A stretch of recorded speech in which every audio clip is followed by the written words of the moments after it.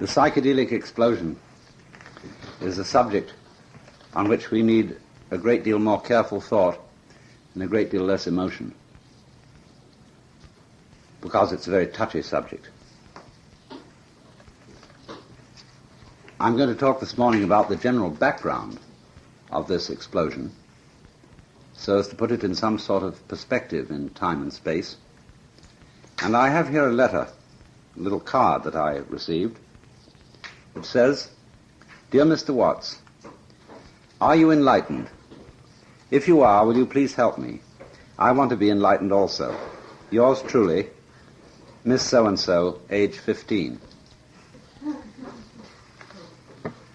And as we know, the psychedelic explosion is something which is highly prevalent among young people and is a quest very largely on the part of young people for something which civilization as we know it in the West seems to have failed to supply. Now, what's the matter? The matter is fundamentally one of religion. It is that standard brand religion in the Western world is a very dreary affair. That, in effect, what one gets from a church of whatever denomination, be it Catholic to the right or Southern Baptist to the left, is almost entirely preoccupied with moralizing. And when you study the subjects of sermons that are preached Sunday after Sunday, you read the newspapers and see what they're talking about, you generally form the impression that what the churches in fact are sexual and family regulation societies. That's what they're actually doing. Because if you say someone is living in sin, it doesn't usually mean that he is following the profession of a bookie or that he is conducting a business which is profoundly dishonest and selling things that are just frauds. It means a person living in sin is living in an improper or unconventional sexual relationship. And when we speak of immorality, it really doesn't refer much to cheating your customers or being intensely cruel to someone or running a factory which is fouling the rivers. Immorality is generally taken to mean sexual irregularity. I remember when I was a boy in school that every year we had a particular preacher who came to us, who preached the same sermon every year. And the subject was drink, gambling, and immorality. And immorality, of course, meant sexual irregularity. Well, in one way or another, with certain exceptions, the official churches of the West are saying to their congregations Sunday after Sunday, "Dear people, you ought to be good," with a rather limited meaning on what good is. And I often wonder what my devout Episcopalian brethren mean when they say the general confession before the Holy Communion and say that we have sinned most grievously and that the remembrance of these sins is grievous unto us and the burden of them is intolerable. I wonder what they think of. I used to be an Episcopalian priest. I suppose I still am. And as a result of that, I often used to hear confessions. And I know the sort of things people confessed. And I know then very well what their idea of sin was. And in all this history of not only Western Christianity, but to a very large extent Judaism as well, there has been an extraordinary and curious failure to emphasize the value of what we could call spiritual or religious experience. The Jewish people are very largely occupied with manners and morals and the ritual of obeying the Mosaic law. The Christians are preoccupied with other things besides. The Christians are very much preoccupied with what you believe in. Whether, for example, you believe that Jesus Christ was in fact God. Whether you believe that Jesus Christ was the only unique incarnation of God. Whether you believe that the Godhead is a Trinity. Whether you believe that the sacrament of the altar, the bread and wine consecrated at the Mass, are in fact the body and blood of Christ or only represent it. And they have fought with each other. They have cut each other's throats. They have waged crusades. The 30 Years' War, all these things were tremendous fights about doctrinal questions, though there may, of course, have been some other motivations behind it. But at any rate, this was the subject matter that stirred people to fighting anger. And in all this history, the Catholic Church in particular, and other churches in lesser ways, have ignored, excluded, or actively persecuted people that we call mystics. That is to say, those who have had a change of consciousness, which in effect induces the realization that you yourself are not a weird little creature that is a subject and nothing more than that of the heavenly King, but the experience that you yourself are a direct manifestation of the ultimate reality, or what Paul Tillich called the ground of being, which was his particular, I would say, decontaminated phrase for the word God. Because the word God in our culture has all sorts of extremely unfortunate associations. When clergymen talk about our Heavenly Father, anybody under the age of 30 squirms. Have you made Jesus Christ your personal Savior? All these questions, you see, have a kind of a creepy connotation to them. The churches endeavor to attract young people by all sorts of devices, by having dances and parties and any kind of goings-on, even happenings in the more advanced churches today. But young people know very well that the object of these happenings or socials or whatever it is to attract young people is honey to catch flies. And that finally the minister is going to take you aside for a serious talk. And that serious talk is going to be about your morals and about what is your relationship to your Heavenly Father. Do you say your prayers? Do you read your Bible? You know, your prayers and your Bible. These are ghastly phrases. So the thing that is signally missing, and it doesn't matter whether it's Catholic or whether it's Protestant, is the central function of religion in changing consciousness. Because it's quite apparent to everyone that something is wrong with ordinary consciousness. And what is wrong with ordinary consciousness is reflected in ever so many casual phrases that we are accustomed to use, such as, I like to forget myself. I want to get away from myself. I want to feel that my life has some meaning. And I find that meaning, for example, in joining a movement, whether it be political, religious, or whatever. Something then is apparently wrong with oneself if oneself is something that you need to forget. If you feel, when you're alone, hopelessly anxious and bored, what's wrong with you? Why is yourself so intolerable to you? You can't really well love your neighbor as yourself unless you have some love for yourself. If you don't have any love for yourself, you don't have any store or fountain of love in you to give to your neighbors. And all this preaching of be good, be good, be good, and love everybody. Everybody recognizes, yes, it would be wonderful if we could love our neighbors. Great, but how do you do it when you hate yourself? And the churches never explain. Except, as I say, with some very rare ministers and special, rather far-out types of church.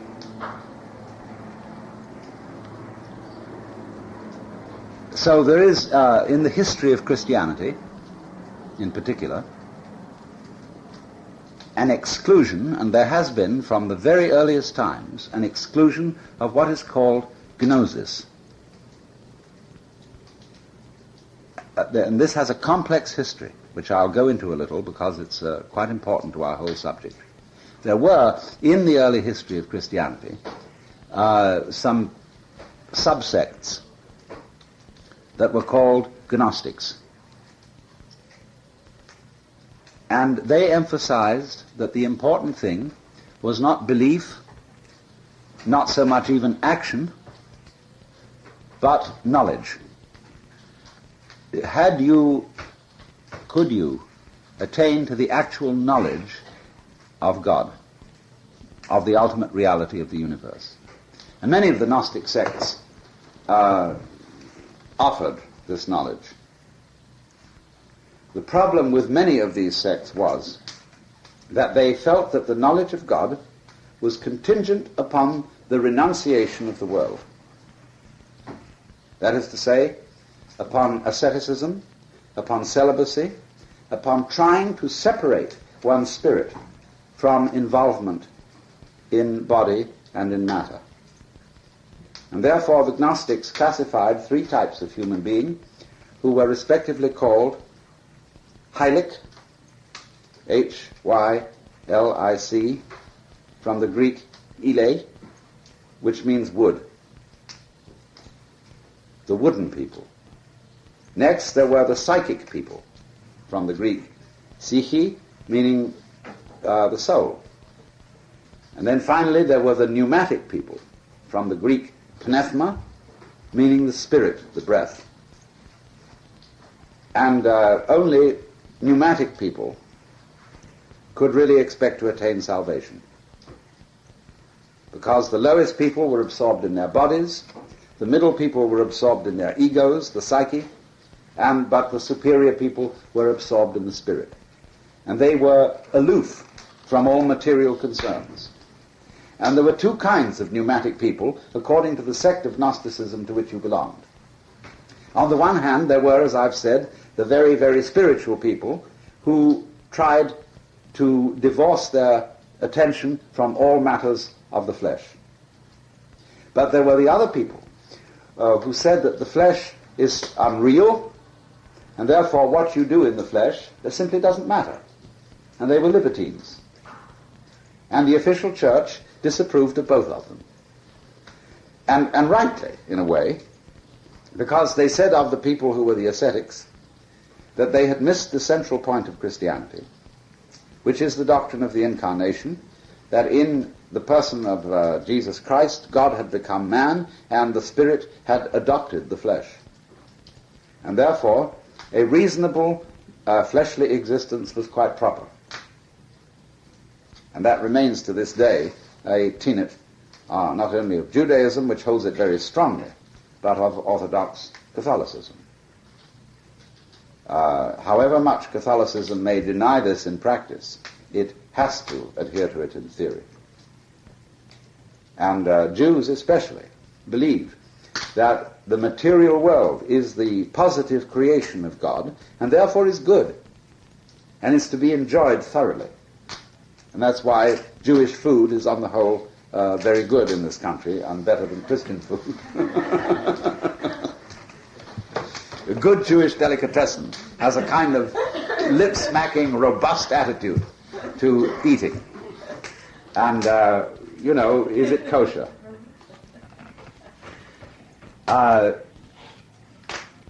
Jews will even go so far as to admit that God created the principle of evil. Because it says in the book of the prophet Isaiah, in the 7th verse of the 45th chapter, I am the Lord and there is none else. I form the light and create the darkness. I make peace and create evil. I, the Lord, do all these things. And so Hebrews believe that God put into the heart of Adam something called the Yetzer Hara, which is the spirit of waywardness, which I translate as the element of irreducible rascality that is involved in every human being. But it's only a little bit. It's like a touch of salt in a stew, and you don't, of course, put salt through the whole stew. You just put a pinch. And God put a pinch of waywardness, of disobedience, of unpredictability, and therefore of evil in the heart of Adam. And that is the reason why Jews have a very subtle, itchy sense of humor, is that they recognize this. Christianity, on the whole, with certain exceptions, is devoid of humor. A man like G.K. Chesterton is a humorous Christian, but they're very rare. Whereas a Jew can talk to God with a certain kind of banter. And you see that in a play like The Fiddler on the Roof, and you see it throughout the literature of Hasidism, which is full of very funny stories about spiritual things. And a Jew can talk back to God in a kind of a friendly way, but a Christian finds that difficult. A Christian is too impressed. And it's very strange how Jews have escaped from this, since they are in a way responsible for the heart of the trouble about religion in the West, which is that they foisted upon themselves and upon all of us a model of God which is patterned after the great tyrant kings of the ancient Near East. After David, after the pharaohs of Egypt, after the great lawgivers like Hammurabi of the ancient world of the Tigris-Euphrates civilizations. And particularly, even the second Isaiah, who wrote the book of the prophet Isaiah from chapter 40 onwards. He was very beholden to the then Cyrus of Persia, who invaded the Babylonian Empire and set the Jews free. And so this word Cyrus is the Greek Kyrios, which means the Lord, the King, as in the prayer Kyrie eleison, Lord have mercy upon us. And the title of the emperor of Persia in those days was the King of Kings. And this title was adopted through Isaiah as the title of the God of the Hebrews, the King of Kings and the Lord of Lords. And so the model, the conception of God under which all these religions have operated is one that is essentially monarchical and political. And so the human being is taught to view himself as the subject of this independent, extraterrestrial, spiritual prince, who is definitely authoritarian, definitely paternalistic. You were therefore, according to both Jewish and Christian theology, brought into being by a fiat of the divine will out of pure nothingness. And you'd better watch your step, because if you don't accord with the divine will, if you displease this ruler, you can be not only instantly annihilated, but the much more fearsome possibility, you can be condemned to the celestial dungeons forever and ever and ever. And so you must cultivate spiritual obedience and humility by considering yourself a miserable worm, a nothing, whose entire existence is contingent upon the divine pleasure.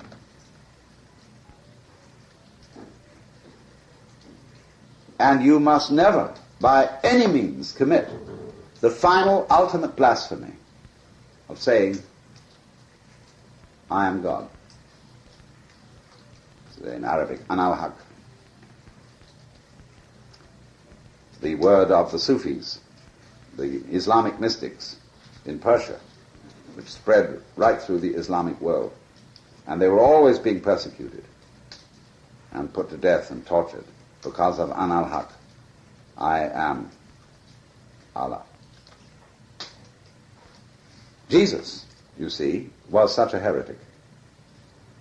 From the standpoint of Judaism, when Jesus claimed that he was one with God, I and the Father are one, before Abraham was, I am the way, the truth, and the life, I am the resurrection and the life. This was the reason why he was crucified, really. He outraged Jewish piety. And you can see that Jesus is the case of an individual who had a very profound mystical experience and was hard put to it as to how to express that experience in the terms of contemporary Jewish theology.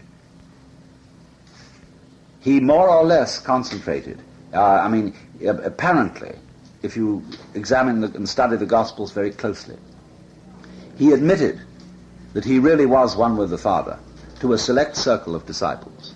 What he said in public was that he was the Son of Man, and this title meant the supreme prophet. The expression son of in Hebrew means of the nature of.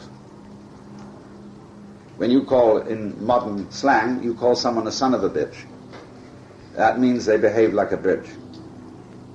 And so in Hebrew or in Arabic, you have such expressions as Ebeni Kelb, which means son of a dog. Ebeni El Homa means son of a donkey. Means you're a dog, you're a donkey. But son of means like. And so Jesus, calling himself either the Son of God or the Son of Man, used both expressions, means the one who is of divine nature, Son of God, and Son of Man means the essentially human, the man, the second Adam, the regenerate Adam. But he had a terrible time, you see, expressing these ideas, because if you are brought up in a culture where the prevailing cosmology is monarchical, and you have the mystical experience, you are very liable to make claims of being divine that you imagine are peculiar to yourself. You have had this experience. And because God is conceived as a commander and a ruler, you are apt to think that you, in some sense yourself, are now the commander and the ruler of people and of the whole domain of nature. And you are not apt, as would be the case in India, you are not apt to see that everybody else is in the same situation, whether they know it or whether they don't. So, because then of the definitely imperialistic and royal and monarchical nature of the conception of God, which has come to us through Judaism and Christianity, mysticism has always been suspect for the simple reason that it sounds as if it were going to create democracy in the kingdom of heaven. And that, of course, is treachery, insubordination, subversion. Democracy in the kingdom of heaven cannot be tolerated. And this presents, for people living in the United States, a very peculiar problem, because this country is politically a republic. And as a loyal American citizen, you have to curse and swear and say that you believe the republic to be the best form of government. And yet, an enormous number of Americans have believed and still do believe, half believe, that the universe is a monarchy. And if the court of heaven is a monarchy, then obviously it's the best form of government. And how can you then be a member of a republic without serious inner contradictions? And this lies at the root of the reason why in the United States there is a very serious conflict between church and state. Or rather, I would say not so much a conflict as a mix-up. So that we have our laws and our law enforcement officers enforcing commandments which are essentially ecclesiastical. And herein lies one of the great roots of the psychedelic problem. Consider some other laws which throw a great deal of light on this. Let's take the situation of a conscientious objector. Now, until not so long ago, it was a necessity to qualify as a conscientious objector that you stated that you believed in a supreme being, and therefore implied that you had received from the supreme being a commandment that you were not to fight in war or to kill. And this was taken as an absolute. You had to qualify as a conscientious objector to say that the commandment, thou shalt not kill, means you must not under any circumstances kill another person. And so they always asked you, what if a German soldier raped your mother and cut her throat? You see, would you kill under those circumstances or wouldn't you?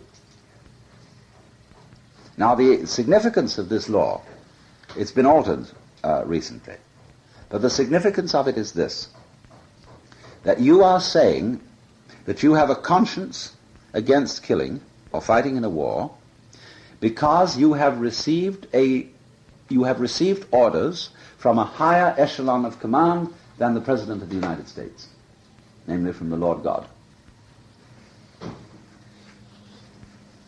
And this was always the test until quite recently, when, because there have been a lot of Buddhists around and people like that who don't believe in a monarchical God, but do believe in conscientious objection, they could not say that they believed in a supreme being. Although it's highly possible that the phrase, the intention of the law in employing the word supreme being was to be vague. The people who wrote this law, they didn't know what to say. And so they just used the vaguest phrase they could think of. Instead of saying God or something like that, they said supreme being. A supreme being. There's a subtle difference between supreme being and a supreme being. Like between religion and a religion. God and a God. Is there a God? Is there God?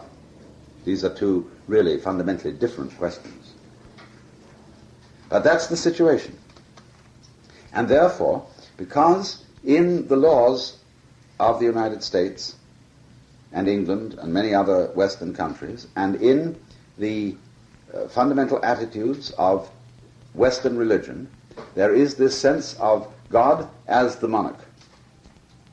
There has been going on for centuries an insidious and perpetual persecution of the rival religions, even though we say that everybody in this country is given religious liberty. That is not true. You do not really have religious liberty if you subscribe to the heretical doctrine that the universe is not a political state, but instead an organism, a living organism, in which, just as all the extremities and differentiated features of the physical body are expressions of the whole body. A finger, you see, isn't just part of the body, because it's not like an automotive part. If you lose a finger, you can't just screw on a new one, although they're trying to do that. I mean, they're trying to put in hearts and grafting on this, that, and the other. But it's terribly difficult to do, because you see, the organism rejects alien parts, and so you have to give it drugs so that it won't reject those alien parts. But at the same time, those drugs make it unable to reject all sorts of bacteria that it normally would reject. And therefore you have to keep a person with a heart graft in an absolutely sterile environment, because he won't be able to resist infection. So, but it is a fallacy, you see, that the human being has parts, like a car, Because a human being is not a mechanism, a human being is an organism. And an organism functions quite differently from a mechanism. An organism functions in such a way that every part is a complete expression of the whole. And this, of course, is what Jesus was trying to say when he said to his disciples, I am the vine and you are the branches. When he put forward the idea of that you all belong to my body, and the image of the body and the image of the vine is an organic image as distinct from a political image. So our problem then is throughout the history of the West, all those who belong to the organic religion, or who felt the organic religion, have been persecuted. You see, let's take the case of the mystical revolution that began with roughly Meister Eckhart in Germany. It began in the 13th century, but achieved its maximum force in the early 15th century.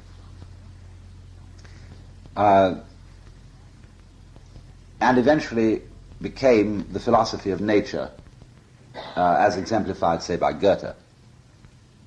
But there started out in Germany a movement that included people like Eckhart, Tauler, Ruysbroek, the Brothers of the Free Spirit, Angelus Silesius, all these people, writing from a mystical point of view, and they were very heavily persecuted. Some got by, Ruysbroek got by, Tauler barely got by, but Eckhart was condemned. And all for the reason that they experienced oneness or identity with God. Eckhart said, the eye with which I see God is the same eye as with which God sees me. The love with which I love God is the love with which God loves me. And Angelus Silesius went much further than that. He said, if I were to die, God would no longer live. Because my eye and God's eye are one eye. Just as the Sufis in Islam said, as there is no deity but Allah, so there is no heity but Allah. That is to say, no selfness. So all selfness, all I-ness, is the I-ness of Allah. It's the same as the Upanishadic saying, Tattvamasi, you're it, that thou art. So, this mystical movement in Germany flowered into various types of religiousness that spread to England, and from England to the United States. Let's take George Fox and the Quakers. The Quakers were regarded in their early days as the most dangerous subversives. They, for example, refused to remove their hats in church or in court. They refused to use titles. And so in Quaker speech, I would always be just Alan Watts. No Mr., no Doctor, no nothing, just Alan Watts. And it's curious, incidentally, how this form of address has become prevalent today. That very many people write letters now, not dear Mr. Watts, but dear Alan Watts, and or whoever it may be. It's not just if you're a celebrity. It's a very common form of address now. The Quakers also, of course, refused to take oaths because of Jesus saying, do not swear by anything. Just let your communication be yes, yes, or no, no. For what is more than this cometh of evil. They wouldn't fight, they wouldn't join armies, and they even felt that Scripture was not as holy as the Bible is usually held out to be, because they said that there's something else that has a higher authority than Scripture, which is the inner light. As the Gospel of St. John describes it, the true light which enlightens every man that comes into the world. And if you just put your mind back into the 17th century,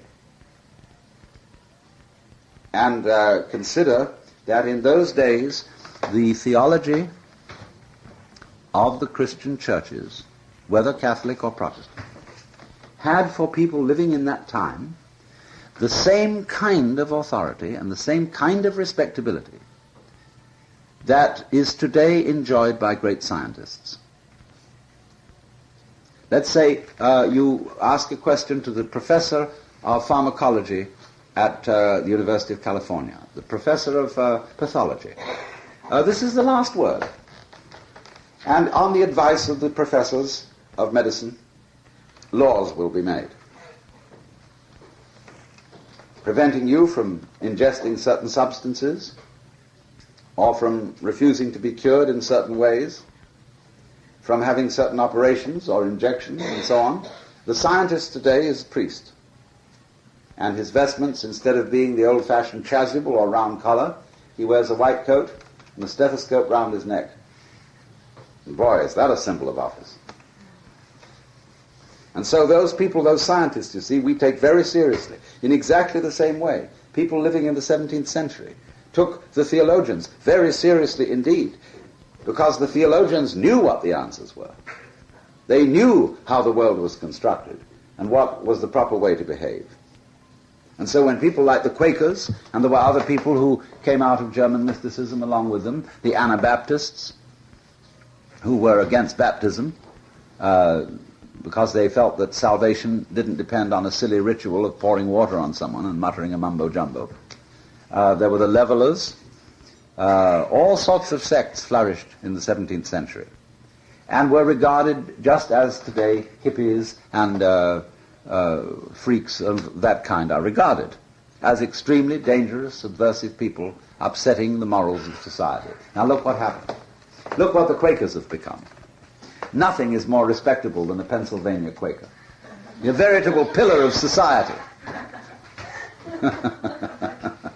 But the laws of the United States about religious freedom were designed for just such people as Quakers. They were individualists. They were far out. And yet today, when you claim in court that you object conscientiously to war, or that you have some peculiar religion with very odd sacraments, they say to you, what church do you belong to that authorizes this? How well established is it? How many members does it have? Can you prove that you were brought up by your parents in this way of life?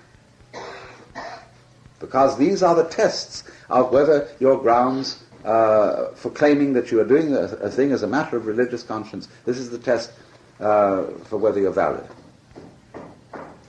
And thus you're in a frightful double bind. Because if you are accused in court of what is generally regarded to be a heinous felony, you know your chances of getting a light sentence are much better if you take a guilty attitude. You plead guilty. You say, I'm so sorry, it was a grievous mistake. I didn't mean to do it. Please forgive me, dear God. You know your chances are better. But if you say, I insist that I did this as a religious act, it is in accord with my conscience, and I am not guilty, the judge will say, your attitude is truculent. And he won't like you. And you're liable to get a more severe sentence. But this story is as old as the hills. It's been going on, and we never learn from history. We do the same things over and over again. For example, we all have the horrors about the Spanish Inquisition and how they took Protestants and put them on the rack and with thumbscrew and finally burned them at the stake. And we say, oh, we don't do things like that anymore. Oh, we don't? I invite you to consider mental hospitals. The new heresy is not oddball religious opinions, because nobody takes that seriously anymore. The new heresy is oddball states of consciousness. And if you have an odd state of consciousness, and you try to express it to your family, they start looking at you in a funny way and say, are you feeling all right? And that's a terrible thing to say to anyone. You know, if you want to I shouldn't really tell anyone this, but if you want to really bug someone and put a hex on them, all you do is you look at them in a funny way and say, are you feeling well today? And they says, yes, I'm feeling fine. No, I just thought you were a bit pale. And soon the person will begin feeling all kinds of squeamishness. And it's much worse when you question a person's state of mind, because it's very easy to test a bodily state. You can take your temperature, pulse, have a urinalysis or something, and the doctor says, there's nothing the matter with you. It sounds a stethoscope on your lungs. You're all right. But when it comes to your mind, everything's very vague. And you can get into the most weird, Kafkaesque situations about whether you're sane or not. The moment you're challenged to prove that you're sane, you're on your guard. And immediately the psychiatrist says, why are you so defensive? Psychiatry is completely diabolical. There's almost, the more I see of it, the less I think there's any good to be said for it. It is a way of bugging people. If you arrive for your appointment early, you're defined as anxious. If you arrive late, you're defined as hostile. If you're happy, you're euphoric. If you're not happy, you're melancholic. If you're afraid of something, you're paranoid. Every conceivable way is devised of putting the patient down. And when you're admitted to a mental hospital, you may know all this, but you ought to know the law about these things, how it stands. You can be so easily put in a mental hospital, although the only salvation is that the mental hospitals in California today are so crowded and so understaffed that they're not wishing to admit anyone. And you really have to be in a state of the screaming meanies to get in, or somebody has to dislike you very much. But you are deprived of all civil rights. You are no longer considered as a person. You are depersonified in a negative sense. See, there's a higher depersonification when you attain the mystical realization and become one with the Absolute. And there is, on the other hand, a lower depersonification where you're simply an outcast. This has been true always. In India, there were the higher outcasts called the sannyasins, the holy men, who renounced caste and lived the life of poverty and freedom. But there were the untouchables on the other end, who were the aborigines, like the Eta in Japan. And so if you go to a mental hospital, you become a lower outcast. You are no longer human. And you get frightened, you get scared out of your wits, because you suddenly begin to realize that you cannot communicate with people. Because they look at you in a funny way about everything you say. Say, I wonder what he meant by that. And you get real scared. And so you start to act in a funny way, which is the whole thing. You know, the diagnosis of, say, schizophrenia is a kind of self-fulfilling prophecy. Because when anybody puts you in that position and makes you the patsy, you can't help acting in an odd way. If you say, now look, everybody, you're putting a thing over on me. I'm perfectly sane. They say, why are you so insisting on it? They think thou dost protest too much. It's a very difficult situation to be in. Never send anyone to an insane asylum. Do anything but that. Anything. Because that's the trap they get in. And then, of course, because they're understaffed, you're ignored. They really don't have time to get around to you. I know what the problems are. And even very conscientious psychiatrists in insane asylums just can't get the work done. So how do you get attention? Well, you start being difficult in the expectation that this will draw attention to you and you'll get some therapy. And that doesn't really work. I'll tell you how to get out of an insane asylum in a minute. But the thing is that you try to get attention until they construe all the things you do to get attention as being further signs of insanity, of lack of cooperation, Finally, they throw you in a cell where there's nothing left to you but take shit and throw it at the walls in order to get some kind of attention. And they see how far gone he is. Now, the way to get out of an insane asylum is very subtly to flatter one of the psychiatrists and cooperate with him to the utmost. Not too quickly, but in a sort of gradual way so as to give him the impression that his method of treatment is working in your case. Because he wants to write a paper, see, and publish it in a psychiatric journal, showing that a certain method, a certain technique is really good.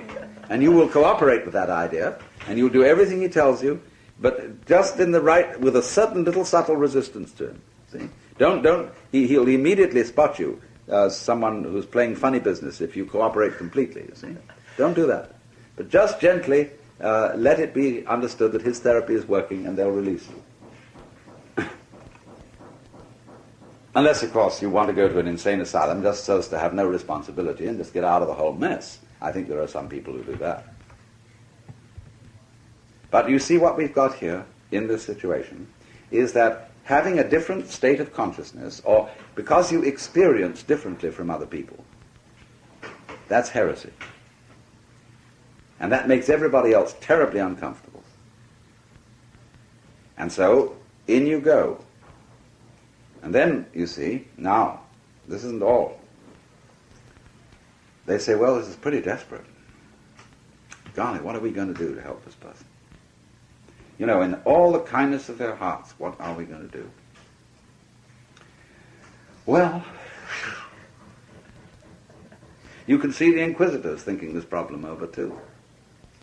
This heretic. Do you realize that he's going to be tortured forever and ever and ever because of his beliefs?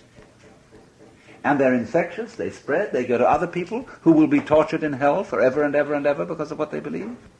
What are we going to do? We'll reason with them and they don't respond to reason. Well, let's apply a thumbscrew or something, you know, and see if that will just make the difference. No? This very stubborn patient. Well, it's a last resort, but we could burn them. Because they might, under the torture of being burned, repent, and therefore escape everlasting damnation.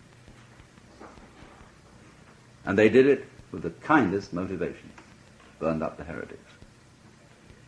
So in the same way, in a modern mental hospital, they say, well, we'll try shock treatment. You know, nothing is more unbelievably clumsy. It works occasionally because the patient realizes that he'd better get out at all costs. But by and large, it doesn't. And all it is a form of torture. And if that doesn't work, well, let's say the only thing is to scrape out the front part of his brain. And you know, they put an ice pick through the alongside the eyeball and get it into the front part of the brain, and they stir it up. It's called a prefrontal lobotomy. And then the person is a happy moron for the rest of his life. But it's the same situation all over again. And we have, above all, to watch out in this country for this kind of psychiatric fascism. It's very, very dangerous. And the problem about the political problem today is that the right wing in this country is very mixed up. They're very opposed to official mental health programs and all that kind of thing. And they have some good reasons for it. They've also some very bad reasons, because they would send them to jail pronto. The right wing are also have a lot of opposition to taxation and centralized government, which is a kind of beginning of anarchism. But they don't mean that. They mean, let's have centralized government against the people we don't like. Leave us alone. Tax everybody else, but not us. Wisdom of insecurity for others. So, here is then a situation in which, A, for the reasons that I've outlined, Western religion definitely ignores or positively excludes the mystical experience. And B, religion plus law persecute those who are uncool about having mystical experience. So this double situation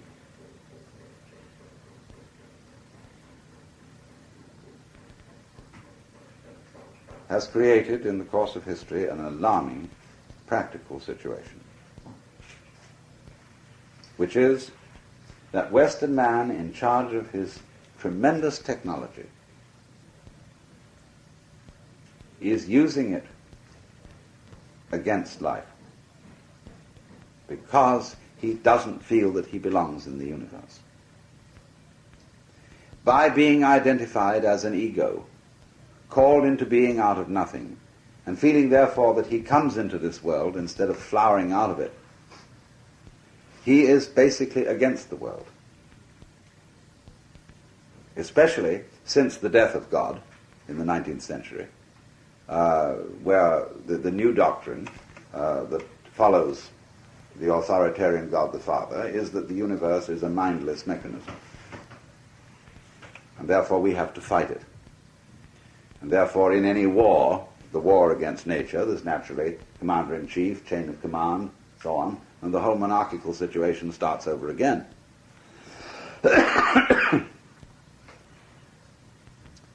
So, as a result of that then, we are using our technology in an absolutely weird way. This goes, of course, into economic problems as well. You see, since the Industrial Revolution, it has been possible,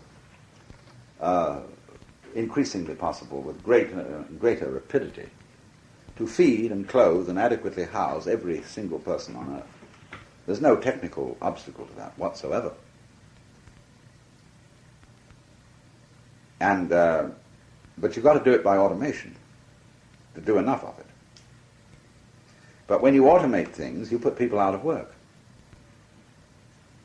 So if they're out of work, they don't have any money. And so they can't buy what the machines produce. So you have huge surpluses begin to pile up. Well, you can't give them away. Well, what would happen, you see, if you said, well, let's pay the people for the work the machines do? Well, say that would be going into debt. Where's the money going to come from? Well, the money is originally based on gold. And this is real hocus pocus, because supposing that gold is rather rare and you can't always find a new gold mine, but yet you're producing millions of tons of butter, milk, wheat, iron, wood, everything you could possibly need. We've got to wait to find a gold mine to get all this stuff into circulation. So the only thing they can do is this. People only go into debt in an emergency. So we increase the national debt and therefore circulate more and more purchasing power to keep the economy running by having wars. There's a perpetual state of emergency. The government has to go into debt because we're threatened by the communists, by the whatever, Chinese, Vietnamese, anything, anybody. Just so long as we can say there's an emergency, therefore we can go into debt. But actually going into debt is gobbledygook semantically. All you're doing is you're issuing credit based on the actual productive wealth of the nation, or whatever community is the unit. But people don't understand that, just as several hundred years ago they couldn't possibly understand that the earth was round, and that if you lived in the Antipodes you wouldn't fall off. And so there's the similar mumbo-jumbo and hocus-pocus about money. Money is a measure of wealth, like inches or pounds or grams. And when you discover a lode of iron ore, you don't have to go and borrow 1,000 tons from someone before you can do anything with it. So, in this way then, the culture is so absorbed with verbiage, with doctrines in religion, with money in economics, with status in politics, and with all kinds of manipulation of symbols, that we are not in contact in an aware way with the physical world. We are alienated from the physical world. We are fighting it. We are fighting our own bodies. And so, therefore, imaginative young people become aware of this and see the disaster all around them, the terrifying depredations of nature. They see it growing and growing. They see the final achievement of great Western physics as the hydrogen bomb. And they say it's high time for us to get back to reality. And therefore, naturally, they are accused of peddling hallucinations. But who is under a hallucination? Look at it. Recently, Congress passed very strict laws against burning the American flag. And they did it with great fervor and all sorts of patriotic speeches and this, that, and the other. While they are, by acts of commission or omission, they are burning up the country for which the flag stands, allowing continued pollution of the atmosphere, of the water, ravaging of the forests, destruction of wildlife on a fantastic scale. Oh yes, that doesn't matter. You can tear the physical territory to pieces, just so long as you don't burn the flag. And it's this is the hallucination. This is the divorce from reality.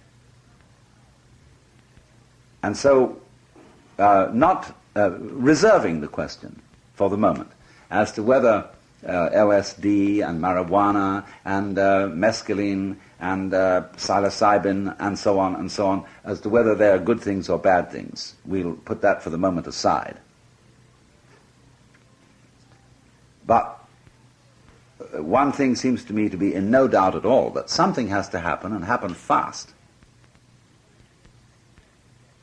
if we are to again get people to be aware of physical reality, to get in touch with the natural universe, with their own bodies, and feel that they are one with all that. Because if you feel that you really belong, that Mount Tamalpais is as much part of you as your own hand, and that these waters around here, that everything is something in terms of which, and in the context of which you exist, then you can take a friendly attitude towards it. And you'll want to use technology in a cooperative way with all that. And do on the mountain what the mountain would be like. Now you can look out of this window, and you can see right across here Strawberry Point. When I first came here in the summer of 1961, that was a reasonable, beautiful hill. But an idiot called Eichler went in with bulldozers and made flat terraces. He took the top right off the hill and dumped it down in the bay so that he could get extra land. And instead of cooperating with the hill, he treated it as one would treat a flat area, so as to build houses on it. When it's perfectly simple to build an adequate house on a hill without altering the hill at all. Preserve the trees, preserve the topsoil, and you can build. But this is what has happened. And that's happening all over. Because these people are quite mad. It's like San Francisco, which is a mass of hills on which they just dropped a gridiron pattern of streets that would be suitable for Kansas City. paying no attention to the hills, so you get streets that go like this, and the cars get lost and run away, and cable cars and everything. Always troubles. You see, this is a symbol of man's lack of relationship with nature. He doesn't know how to cook, he doesn't know how to clothe himself, he doesn't know how to make love, nothing. Because it's all concepts, it's all ideas, which are the true hallucinations, bugging our brains. Those are the real bats in the belfry. Not because ideas are not good things to have, that one say shouldn't have concepts, shouldn't use words, but because one should realize that ideas and concepts and words are purely instrumental. They are things to use, but when you get used by them, then the machines have run away from you. And I suppose they will soon have computers that are breeding and making decisions about their own future, and will say finally, let's get rid of human beings, they're a nuisance. Having described a sort of historical and cultural background for the psychedelic explosion, I want to go on next to the subject of the actual relationship between the use of psychedelic chemicals and mystical experience. And here we get again into an extremely tricky problem. A problem raised by all those people who question whether anything in the way of profound understanding, life-changing experience can simply come out of a bottle.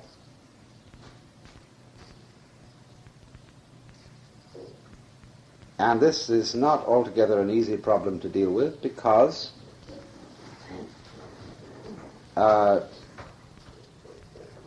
one of the eternal questions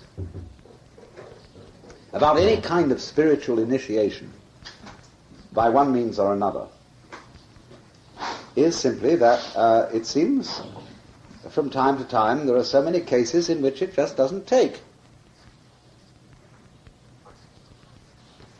In the early history of Christianity, there was a long, long argument about people who were called lapsi.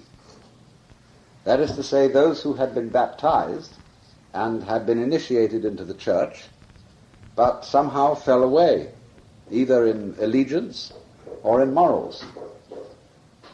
And it was a great puzzle how a person who could have undergone the sacrament of baptism, this great union with Christ conferred upon them, how they could lapse and what to do about them, supposing they wanted to come back.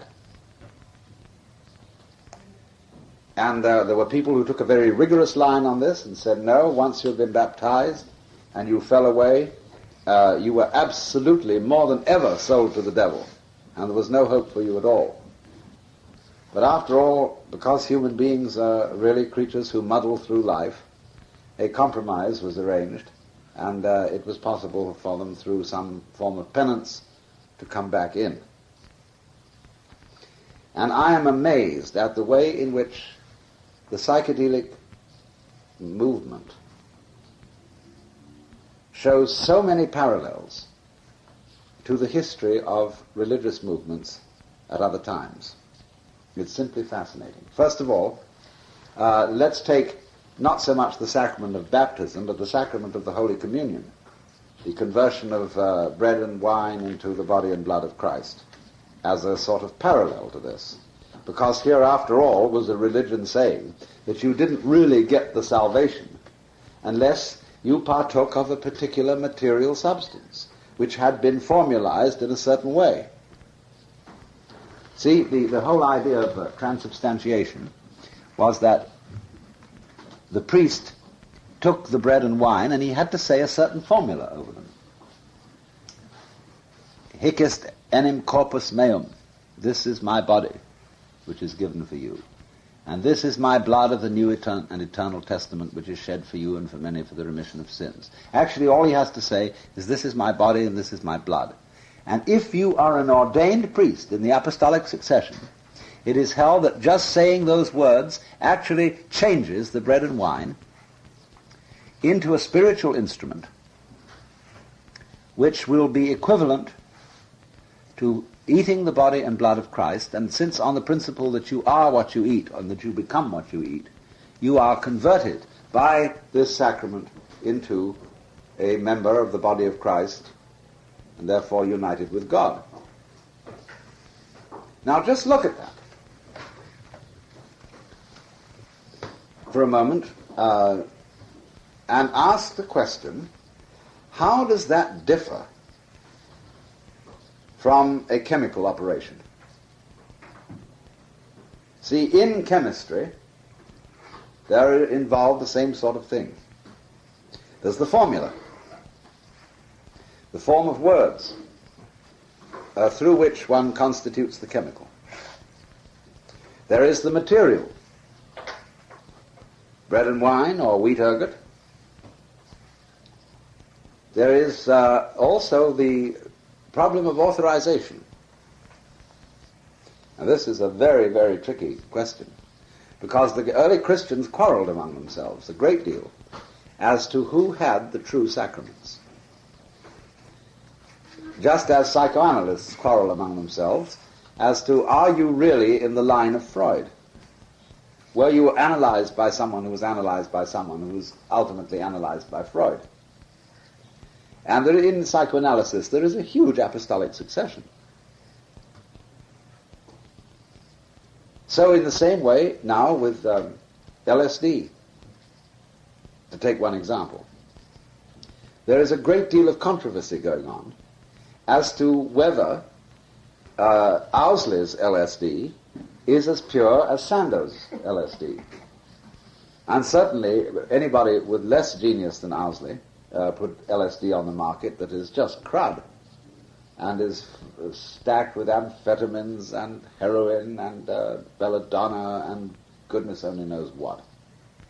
Also that it's short-changed, badly made, and so on.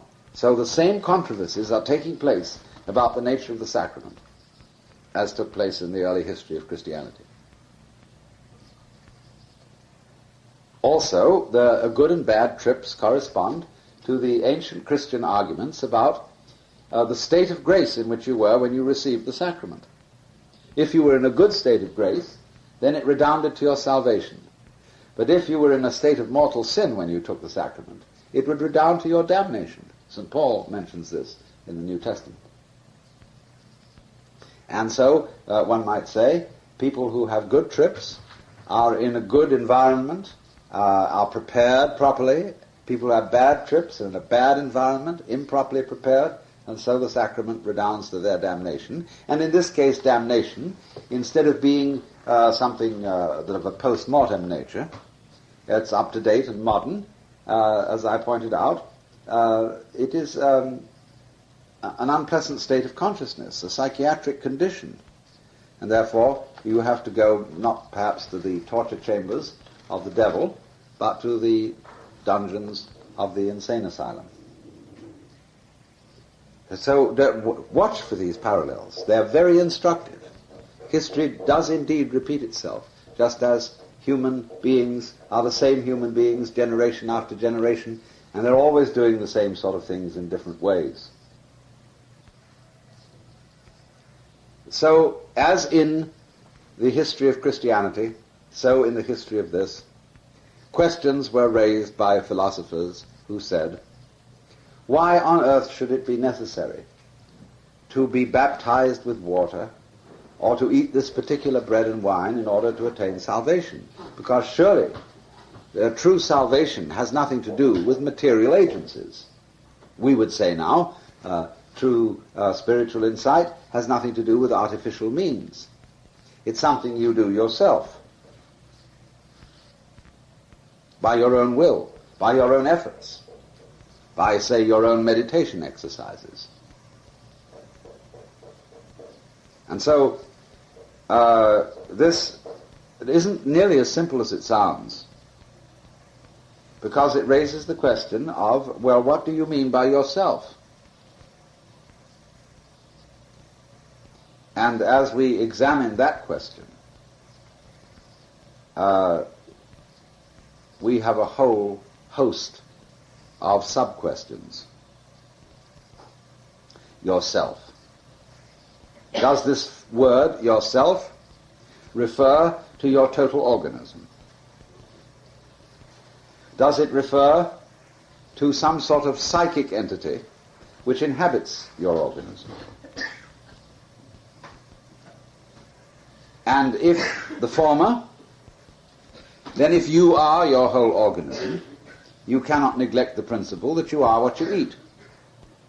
And that, for example, if you don't have the right kinds of vitamins and the right kinds of minerals, you're not going to be healthy. If, on the other hand, your spiritual sanity, let's call it that, really doesn't depend on the state of your body, because after all we know many people with extremely sick bodies who are nevertheless absolutely marvelous as individuals, then it would suggest that the functioning of the psyche is fundamentally different and independent from the functioning of the physical organism. But on the other hand, we know all sorts of people who are quite plainly neurotic or even psychotic, but who are also geniuses and very creative. So if you can function well with a sick body, if you can function well with a sick psyche, who are you? What are you? Now, I tend to the view of what I would call body and spirit as being aspects of the same process. That, in other words, it is sort of artificial to make a distinction between the human organism and the human mind. For the reason that a sophisticated view of the physical world does not require this separation, because it does not require the idea that there is some sort of material stuff out of which bodies are made, as tables are made of wood.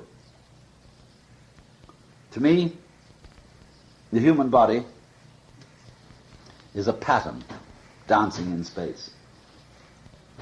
A pattern, you would say, of what? It doesn't have to be of anything. All you need is the pattern. Because when you try to describe the component materials of which bodies are composed, what you describe is always another pattern working on a smaller scale at a lower level of magnification. And nobody ever described anything except that. So imagine then that we have a rope which is made of various materials. At the beginning, the rope is made of hemp. Next stage, it's made of cotton. Next stage, it's made of silk, and so on. You can think of nylon or all sorts of things the rope might be made of. Now you tie a knot in the rope, a simple, ordinary knot. And everybody can see the pattern of the knot. Now move the knot along the rope. And as you move it, it is first of all hemp, and then it is linen, then it is cotton, then it's silk, then it's nylon, but the pattern stays constant. And it is so also, you see, with the human body. The human body has every conceivable kind of materials flowing through it. We are a stream, or we are a form in a stream, like a whirlpool. And the stream consists of milk and beefsteak and water and beer and every conceivable sort of thing, air, cosmic rays, and so on. And each one of us is a wiggle in this field of energy.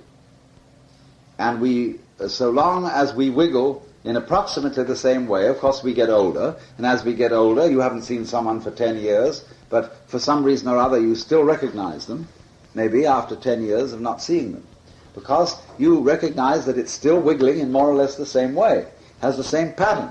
So you have a continuity in terms of pattern integrity.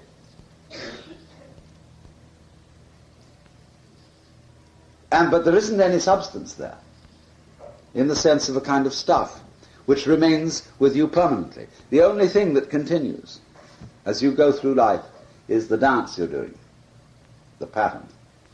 Who does the dance? That's a question that's really very silly, because it's based on our commitment to speaking a language in which all verbs have to be accounted for by nouns called their subjects. As if an action could only be initiated by a thing. But when you begin to go into that and really think it through, you see that something that is different from a verb, that is to say different from action, could not possibly initiate action. Action comes from action. So as Buddhists and Hindus say, all this world is karma, and karma means doing, action, motion, energy. So then, your body is an energy pattern. Nobody is doing the pattern. The pattern is, shall we say, doing itself. And what you are experiencing, in every conceivable sense of the word experience, what you feel, what you sense, what you think, all that is you. And it's merely a social convention that we think about some agent who does deeds, who feels feelings and thinks thoughts, standing as a constant behind them. What is the constant is not some kind of spook, but the constancy in the form of the pattern through which one recognizes a person even after 10 years' absence. It's like you would always recognize, say, a certain Bach invention. Whenever it's played, you say, oh yes, that's Bach's invention number so-and-so. And so it's for just that reason that you recognize another human being. Now, of course, when we talk about music, then we say, well, who's playing it? There is an instrumentalist at the piano. True. But this is a pattern playing a pattern. In other words, it is all really the same pattern. This pattern sometimes is in a whirl which doesn't include a piano. But in other times it's a whirl which does include a piano. And the pattern called the being flows into the pattern called the piano. And as a result there is music.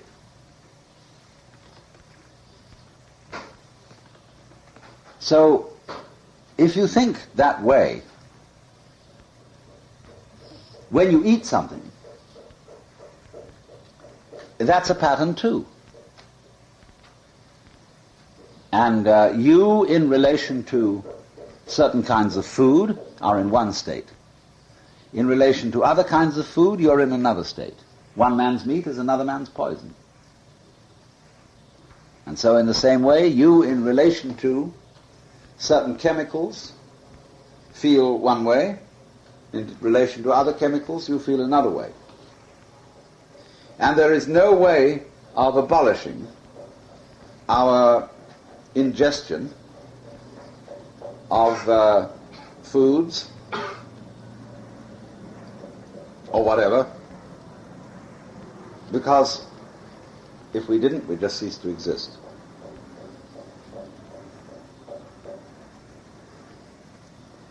But we know that there are certain things that may not be chemicals in the strict sense. They may be simply natural plants lying around, like the peyote cactus, the mushroom, Psilocybe mexicana, the plant Cannabis sativa, otherwise known as marijuana, just growing around, or loco weed, or Amanita muscaria, which is a mushroom.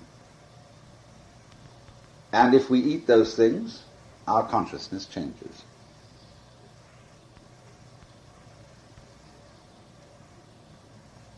Now, some time ago, the American Medical Association and the American Bar Association formed a joint committee for legal purposes to try and find a definition of addiction.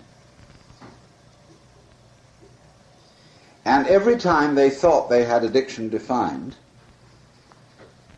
they found that their definition was indistinguishable from a definition of dependence on food.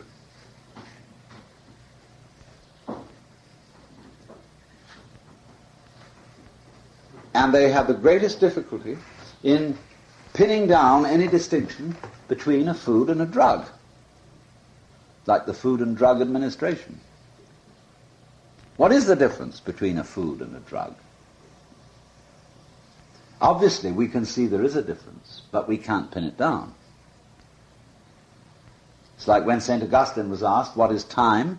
He said, I know what it is, but when you ask me, I don't. And so in a similar sort of way, we can see a difference between a food and a drug, in that food is something that sort of comes directly from nature, whereas on the whole a drug is something that has to be prepared in a special way, is a sort of extract, a quintessence, a distillation, a concoction, or something in a pill. But that's a very superficial distinction. It's all a matter of how you cook it.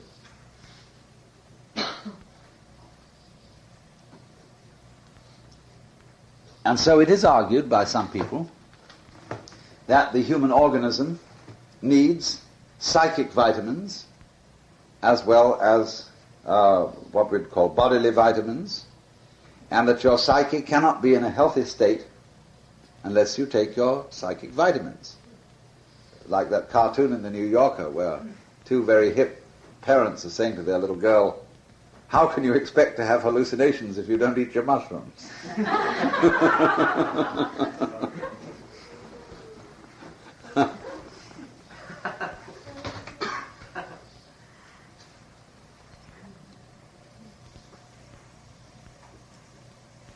Now,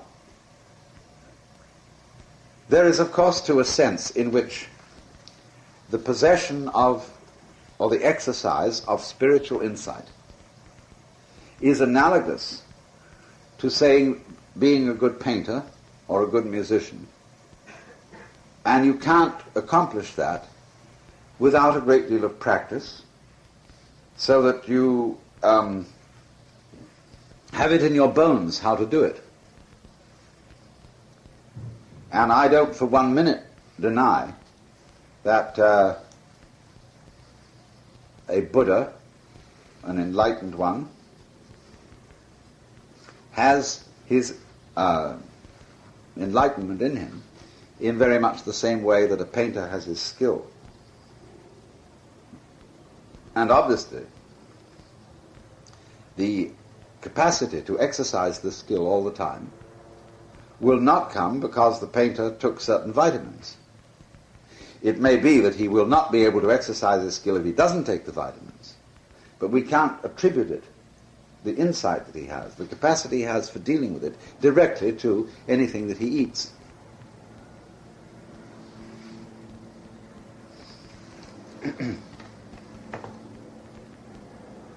On the other hand, various painters who have taken psychedelic chemicals have been enormously encouraged in their work because they saw into the world more deeply than with the naked eye. And they came back to their painting and tried to bring across that vision. And many people have found that it was in fact very helpful. They could remember what they saw under the psychedelic experience and with great ingenuity translate it by technique, by discipline, into a remarkable painting. So obviously then the psychedelic chemicals are no substitutes for skill, discipline and wisdom in the sphere of religious or mystical experience. Nevertheless, they are an extraordinary boost to give a person a real understanding that there is something in the nature of deep insight, of union with God, or whatever you want to call it.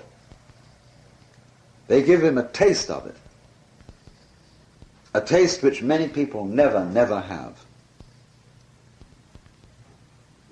And from that initial taste there arises the enthusiasm to pursue the matter further. I do not see why this should not be so, in view of an integral way of looking at soul and body, spirit and matter.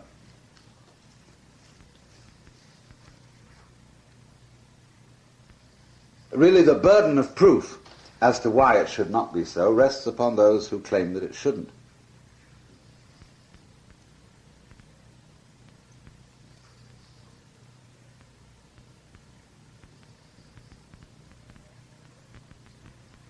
Why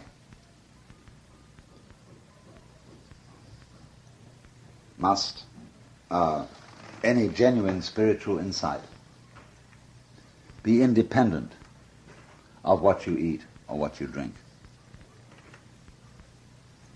Since you yourself are really addicted to eating and drinking.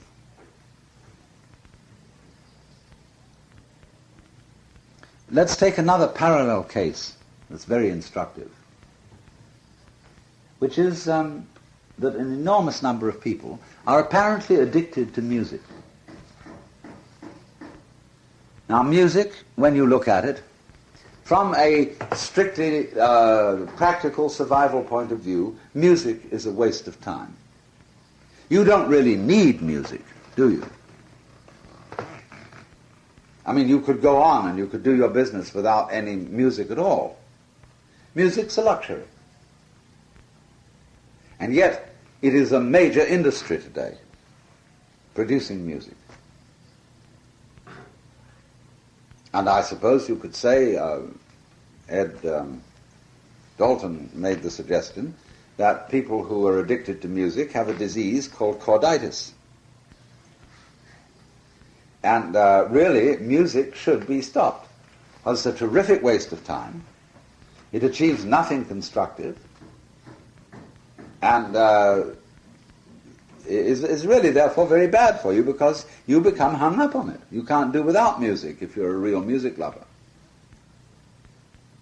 And even music isn't something you eat. It's just something you listen to. But boy, can you become addicted to it. So should we get rid of it? Dancing is something you do. It's also a total waste of time. And, of course, righteous Baptists and people like that have always condemned dancing. Say that's no way of behaving. They think everybody should always be dignified and shouldn't jig around. Because Wilhelm Reich was perfectly correct in saying that people like that are people who are afraid of orgasm, who are afraid of the lilt. You know, in dancing, there's always this kind of motion if you really dance. And that sort of goes all through you. It's like a flip in the middle of you. It's like a whiplash, you know, where it goes flip all the way through. And if you can't do that, you see, you've got a rigid body. But even that, you see, doesn't depend directly on any kind of food stimulus, drug stimulus. But still, dancing can be very addicting. You can just plain get to like it, and you have to do it.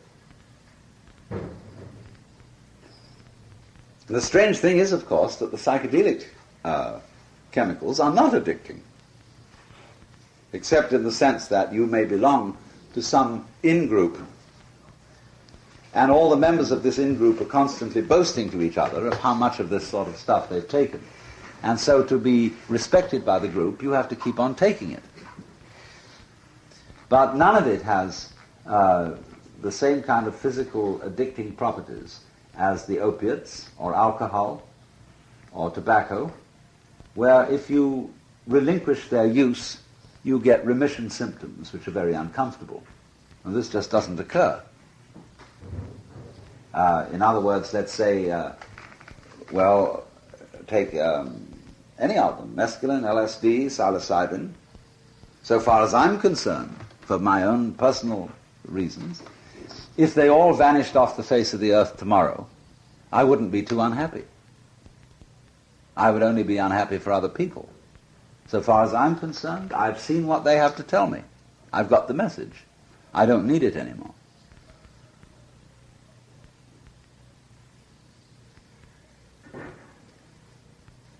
Because I do feel that they are really more like medicines than diets. And of course, one should not become addicted to medicine. And here we get a very curious and amusing difference between doctors and clergymen. Doctors are always trying to get rid of their patients. They give them medicine and say, now, I hope that will work and you won't have to come back. And they give them a limited amount of the medicine on prescription. But a clergyman hopes you will come back and you'll become a member of the church and you'll pay your dues every week and generally for life get hooked on the religion. Even though there is the Latin saying about the cross of Christ, crux medicina mundi, the cross, the medicine of the world, you get addicted. Now, the Buddha, in referring to his own doctrine, his dharma, his method, likened it to a raft and said, now, when you cross the river on a raft from the shore of samsara to the shore of nirvana, when you get to the other shore, don't pick up the raft and carry it with you. Almost get there, give it a shove and send it back to the other side. But a whole lot of people, see, are on this raft. And they're absolutely fascinated with the raft. And they become monks and permanent religion people. And they go back and forth, you know. They're all ferrymen, see, who can't let go of Buddhism. And they're addicted. So, you see, it's in a very funny sense true that religion is the opium of the people, insofar as people become addicted to religion as a permanent situation. And so they're hung up on it. And this is one of the great parts of Zen training, is to get you free from Zen. If you don't get free from Zen, you suffer from what's called Zen stink.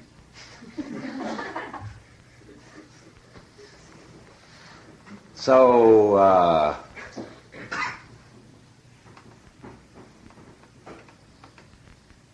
religion then can be addictive.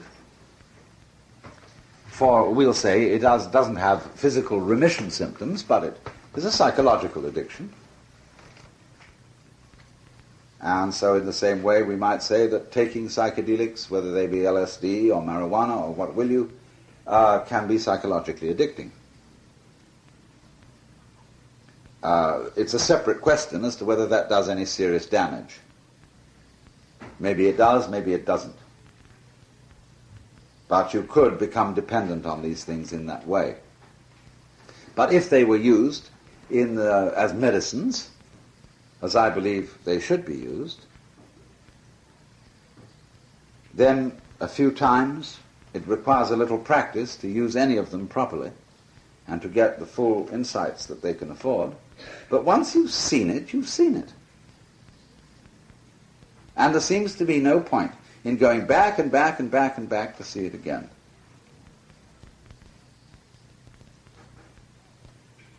I will modify that statement in this way. If I am making a special study of the changes in consciousness produced by one of these substances, and I am therefore recording or in other ways studying the changes that take place, and this is naturally a difficult task, I may need to go back many times in order to get my picture straight, to see how it does it under certain different circumstances, to work out all the ramifications of it. And for me, my own reason for being interested in these things at all is that as a writer, as a philosopher, it is my great life game to describe what is allegedly undescribable. And, for example, there's a drug called dimethyltryptamine, DMT for short. And this is a 40-minute run where your consciousness is really screwed up. And I was told about this, and I inquired of the doctors whether it was, dangerous or harmful or would leave you with the heebie-jeebies. And they said, no, it doesn't do anything like that. It's just about 40 minutes of sheer insanity. And they said it renders people speechless. Well, I said, it won't render me speechless. Oh, they said, no, you come off it. So, all right, I said, I'll bet you anything you like. Give me a tape recorder and give me this chemical, and I will tell you just exactly how it feels in a coherent way. Well, wow, they gave me the first shot, which was about 1.3 cc. And although there was a kind of vaguely interesting change, nothing much happened. So then they gave me 1.9 cc, I think. And then it came on. It was as if, say, your elbow, as a point in my field of vision, suddenly came at me, but in a spiral pattern, against a background that was spiraling the other direction. See, so you've got this sort of thing going on. And then this suddenly caught hold of my body, sucked it into the system, and twisted my body into the same spiral motion. And that everything started seeming to go like this, and it was all converted into brilliantly illuminated plastic, so that it became a cross between a toy shop and Times Square, vaguely menacing. And, you hardly knew which way up you were. And so it was difficult, but patiently I talked into the tape recorder every single thing that was going on and what it was like. Now, a lot of people would say, well, you shouldn't do that. That it destroys the experience when you talk about it. It doesn't. That's the funny thing about all these things, that they're much more interesting when you do some work with them. The work seems to throw something into the experience, and then it gives you another task back. And that all adds to the interest of the thing. And I found out that in working with these things, there was no further conflict between the intellect and the intuition.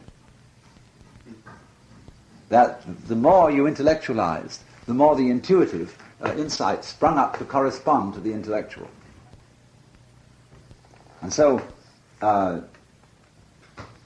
instead of, therefore, having a session in which you just curl up and go into your own little private womb and let it take over,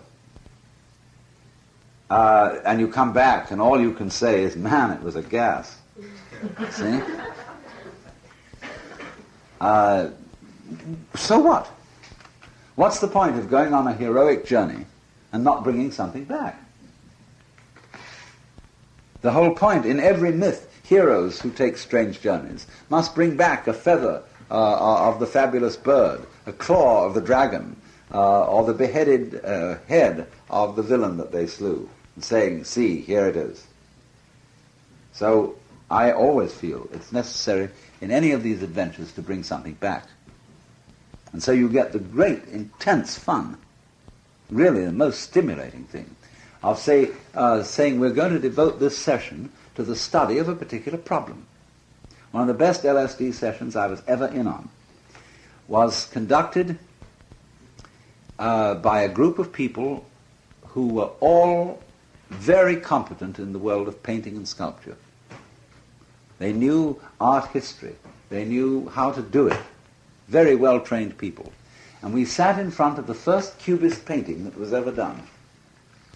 And the whole session practically was taken up by a discussion of this painting. And it was absolutely extraordinary and rewarding. It may be that what we came out with in the end was not the truth about the painting. It may have been our Rorschach blot, that we projected something into it. I think that's very likely. But nevertheless, it drew us all out in the same way, say, there are certain people who have a marvelous capacity for drawing other people out, making them be at their best, making them talk at their best.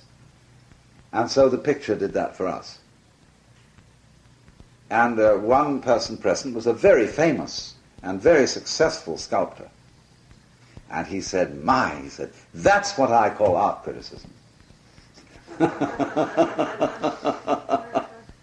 But the whole conversation through this was completely sane, even though it might have had some projective elements in it, like you project on a Rorschach blot and see your own individual scene in it. But because we were all talking together, we evolved a common scene. We evolved the idea that this particular artist, living at the beginning of this century, was a master of technique. He knew all the European techniques, and therefore that he had painted 5 superimposed paintings in 5 great classical European styles and integrated them into the Cubist painting. We could see Flemish paintings, we could see French Impressionism, we could see primitive Italian, Flemish, and so on. Various levels, all together. Of course, we will never know, he's dead, whether he had this intention or not. But it sure made sense at the time. When I looked at the painting before the experience, I thought I knew what it was about. Now I look at it after the experience. I have no idea what it's about. I thought it was a painting in Cubist style of a hillside with a village on it. But now I can't see that anymore. I just can't see it. But I can again catch glimpses of the different levels that we saw during this experience. So I think then that these kind of chemicals are tools, and very strong tools. Like an automobile is a very strong tool. It's a death-dealing engine. And you have to be very careful when you drive one. Now, of course, because what is good for America is good for General Motors, etc., the other way around too, everybody sort of makes driving an automobile the test of whether you're competent. See? So they say, if you took LSD or marijuana, should you or shouldn't you drive an automobile? This is the test of whether it's a good thing or not.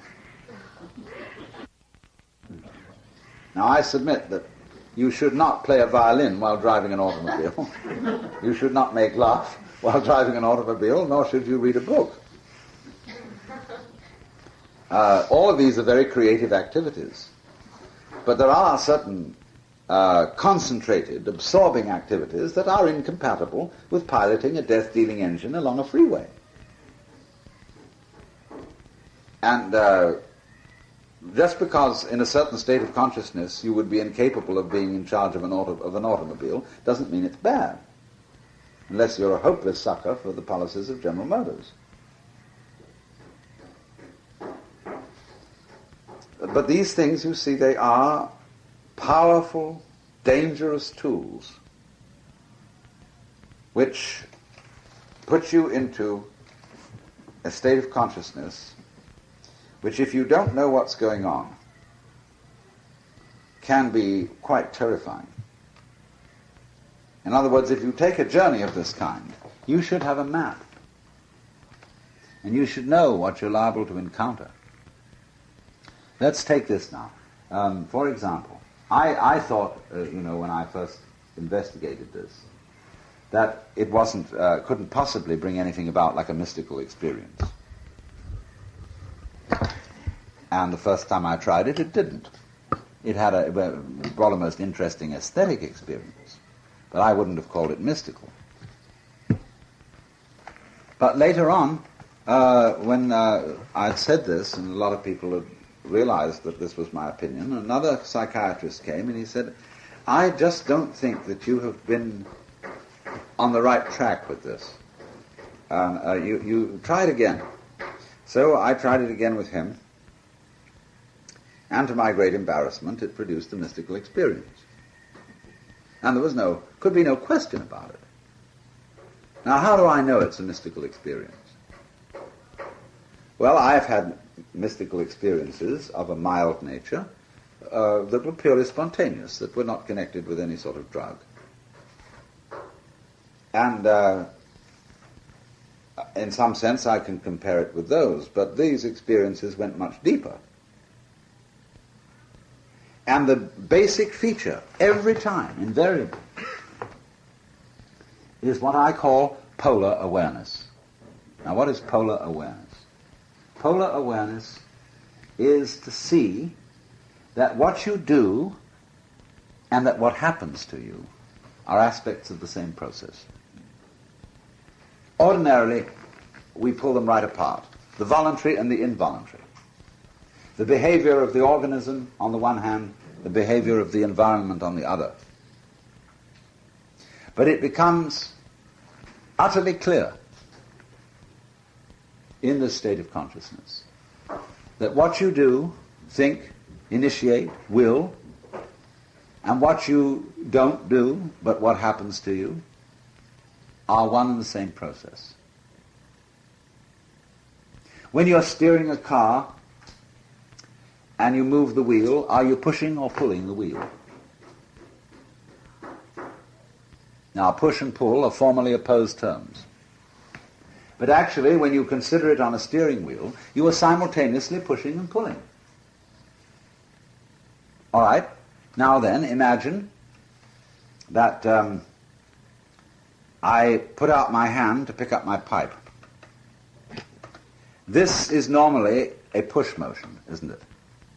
And this, a pull motion. Now, under the effect of one of these chemicals, it becomes apparent that this motion is also being pulled. And that when I pull it towards me, I'm being pushed. At the same time, as in steering the car. In other words, as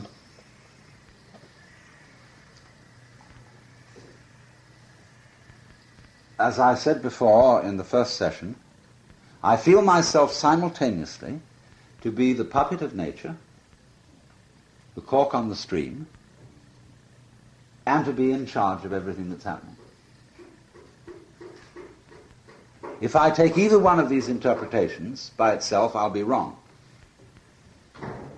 But if I take them both together as two ways of looking at the same thing, the one modifying the other, then I realize that these two ways of talking, that I am a puppet, that I am in charge, I talk that way because I don't understand.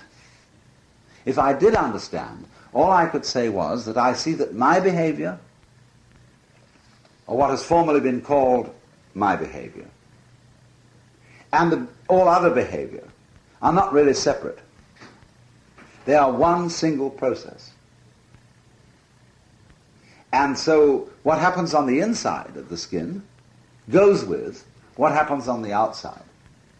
It isn't that what happens on the outside controls on the inside or vice versa.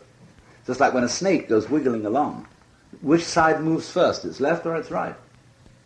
No, they move together. So in exactly the same way, you get the sensation that everything going on out there and everything going on in here is all absolutely connected. Like the two different ends of any moving object. They go this way, go that way, go this way, go that way. And you see with the most total clarity that this process that's working this way is in every way harmonious. That what is happening is what ought to happen. Including people's objections to what is happening. They ought to happen too.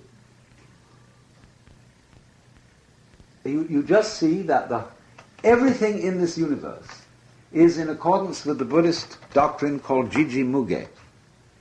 This means the mutual interdependence of all things and events. That everything in the universe is vitally important. The whole universe hangs on every single event or thing that is in it. And without it, the whole could not be. It all is of a piece. As Teilhard de Chardin said, the only true atom, that is the indivisible unit, is the universe itself. For if we take anything out of the universe and separate it, it is raveled at all its edges. Because everything is interconnected. That's what you see. And you see it with just complete clarity, and you say, my God, what's the matter with me? Why didn't I see that before? It's so completely obvious. At a somewhat deeper level of this experience, it also becomes obvious that this is a little bit more difficult to describe.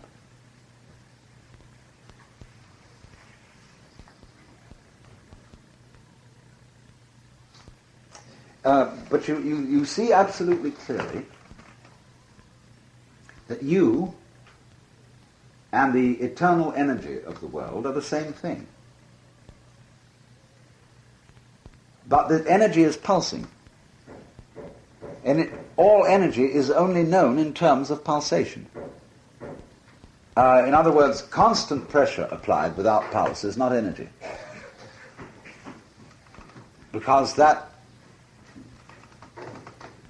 constant pressure applied is all one direction. Energy is very slow or very fast. So slow that you don't notice the pulse, or so fast that you don't notice the pulse. But it's still pulse. So, to be and not to be, life and death, appearing and disappearing, are all forms of it. And therefore, you live... Let's go back to our vision of the world as energy patterns. And imagine, we make a picture of these energy patterns as ripples, you see. Go back to the image of the water. Ripples appearing and disappearing in water. You suddenly see that all this, the people around you, the houses, the mountains, the stars, are ripples in a kind of energy water. And they come and they go, they come and they go, they come and they go, but the water is always there. And that's you.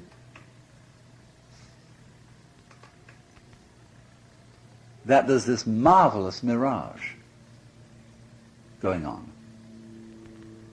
But you are it. You're not just the ripple that comes and then disappears. You're the whole process. Only, you don't always know it,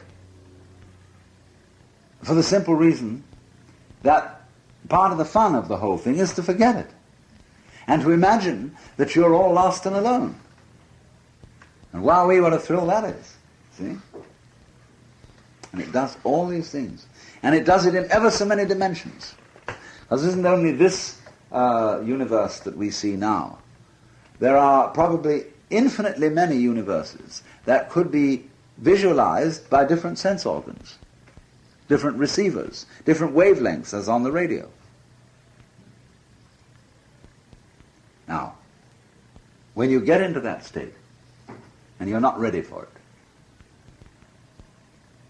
you may get scared absolutely out of your wits. Because you suddenly feel the unaccustomed sensation of I'm doing the whole thing. And you see everything that you do notice outside you is known to you as a transformation of your own nervous system. And insofar as that is you, then you are the behavior of the man working out there on the roof. And if you think that's the case, you should say, oh heavens, I'm in charge of the whole universe. What a sticky situation that is. Like the kid who turned himself into the Los Angeles police on a bad trip with a piece of paper which said, please help me, signed Jehovah.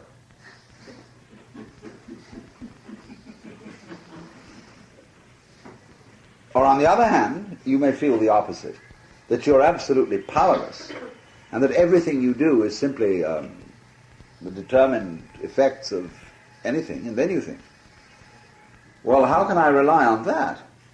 How do I know that I'll be able to think in English the next minute?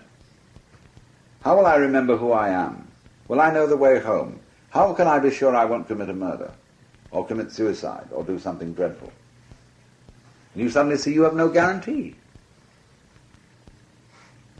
Either way, you know, if you're God, how can God rely on himself to be always sensible? It's real spooky. So naturally, a lot of people feel completely insecure, no ground to put their foot on, because there's no longer anything other. You see that, for example, other is a different kind of other. You see that self and other simply presuppose each other. You wouldn't know who you were.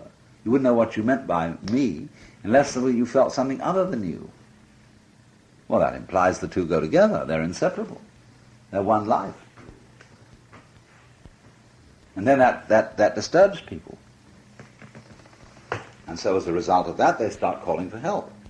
And as you panic, the panic is exaggerated because everything that you feel is exaggerated, is more intense. And people think up the most weird horrors.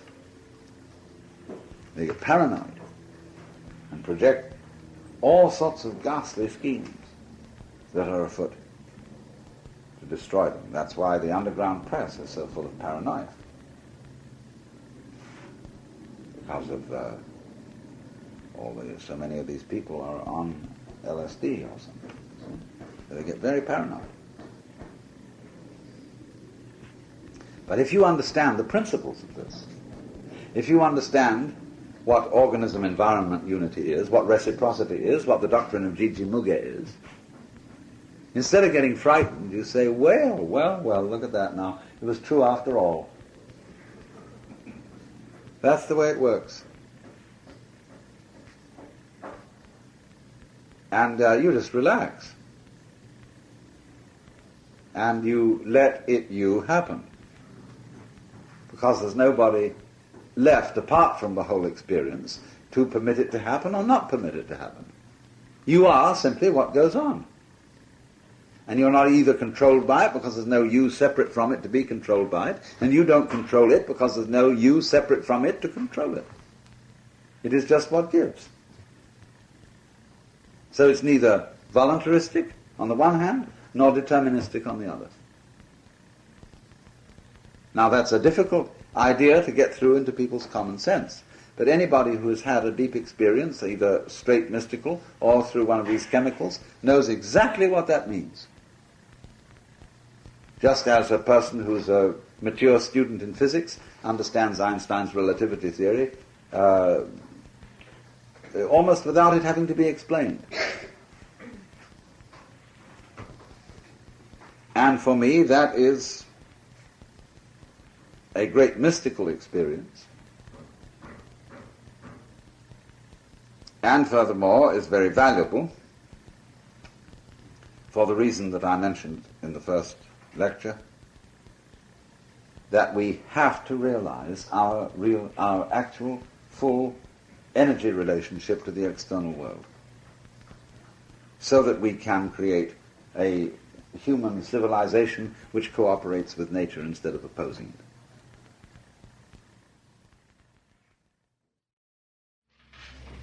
Yesterday afternoon, I was talking about the relationship between psychedelic experiences and mystical experiences, and pointing out that there were really two major features in common. One, the sensation of polarity, of you as a subject, a knower, a center of action, get this astonishing experience of being inseparable from everything that you had hitherto defined as other than yourself. Because you understand that the sensation of self cannot be experienced except in relation to the sensation of something other. And therefore that there is something in common between everything experienced as other and everything experienced as self. It's as if there was sort of a conspiracy, like Tweedledum and Tweedledee agreeing to have a battle. And you see, and you have the vivid sensation of the motions and behaviors going on inside you, which are voluntary, being simply, as it were, the other face of all the motions and behaviors that go on, whether inside you or outside you, that are involuntary. As if they were two sides of the same coin, dancing together. And this is a very fascinating feeling, and a very good feeling, if you have there's something iffy about this, which I'll come back to. But a very good feeling, on the whole, because you feel that the whole arrangement of life, of the world, of the universe, is fundamentally harmonious. Even though you can understand that there are tragedies and agonies, nevertheless, for some peculiar reason, you see that those are, shall I say, bands on the spectrum of experience. The spectrum of experience is vast, is multidimensional. And that the energy of the world is playing on all parts of the spectrum. So it ranges, you see, on the what we could call the pleasure-pain scale, from extremes of ecstasy to extremes of agony. Now, what we feel, you see, we always feel that the extreme of agony is threatening because it can bring about death. And we have been carefully trained to try to avoid experiences on the agony extreme of the band. When you were a little baby, and for example, you vomited, your mother may have reacted, ugh, you see? And that taught you that vomiting was not a pleasant sensation, although in fact it is. And when people got sick, your parents got anxious and said, oh, ooh, ah, and you learned to imitate those reactions. When people died, they started crying and had a funeral, and it was all very solemn. And so you learned that dying was a bad thing.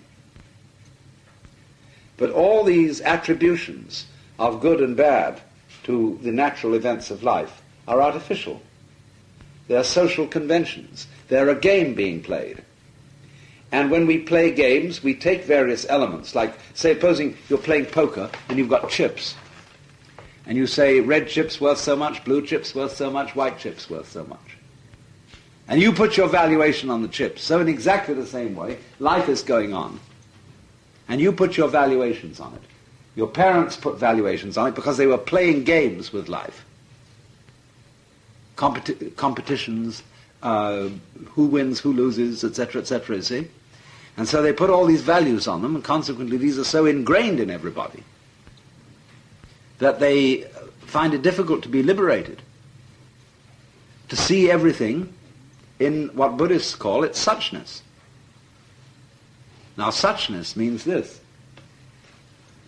and this is a very, very common feature of psychedelic experience, that you see that everything is simply a dance of energy.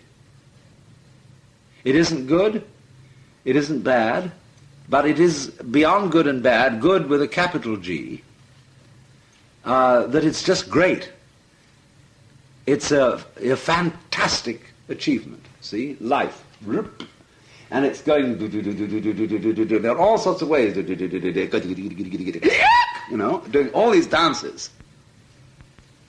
And that's what it's all about. And therefore, in a certain sense, anything goes. And yet in another sense, it isn't just anything goes, because the fun of this whole thing is to make patterns,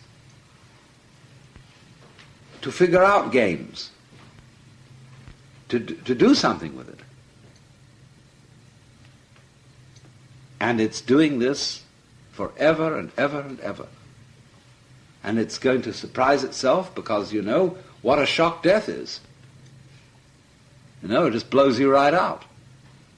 But if you observe the world, you see that it keeps coming back. So, for heaven's sakes, don't worry yourself with the images of being annihilated forever. You know, of being, as it were, buried alive in the dark, and to be confined in darkness for always and always and always, which would be just unbearable. Just forget it. That's a complete hallucination. After you're dead, you know, well, you'll be someone else, just as you are now.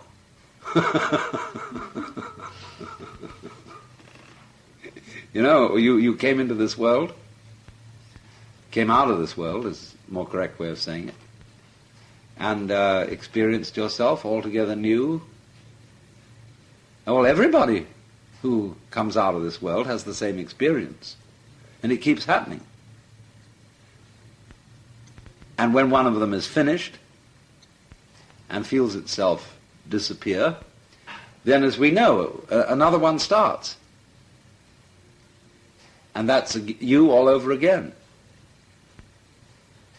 That's a difficult thing to understand, because most people are unaware of the reality of intervals, of spaces. And there are spaces, intervals, between all human lives. And those spaces join the lives together, whether they're spaces of what we ordinarily call space, or whether they're spaces of time, intervals of time. And you can understand this when you listen to music and realize that the melody that you hear is result of hearing the intervals between the tones. If you don't hear the intervals, you just hear a succession of noises, and you don't hear melody at all. So in the same way, there are intervals between lives that join the lives together. And you don't have to imagine any strings attached, any soul spook transmigrating from one life to another. Lives to lives are joined simply by the interval between them. And to become aware of space in this way is the most important thing. Most people are completely unconscious of space and regard it as nothing.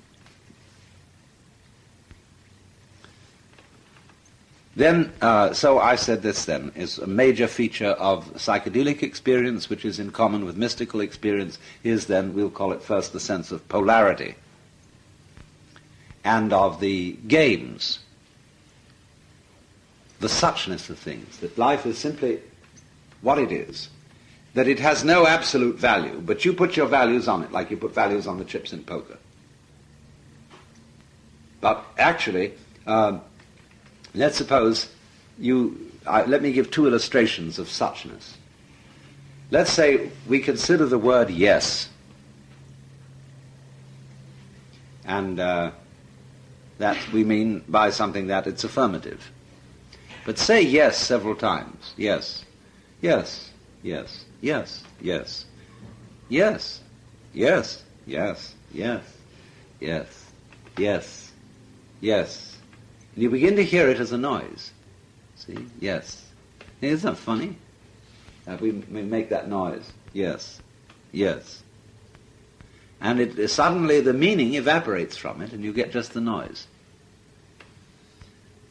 So in exactly that way, you begin to look at everything.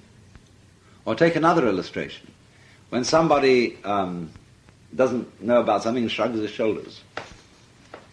See? And you do it once, and it has a meaning. But imagine you're watching someone going...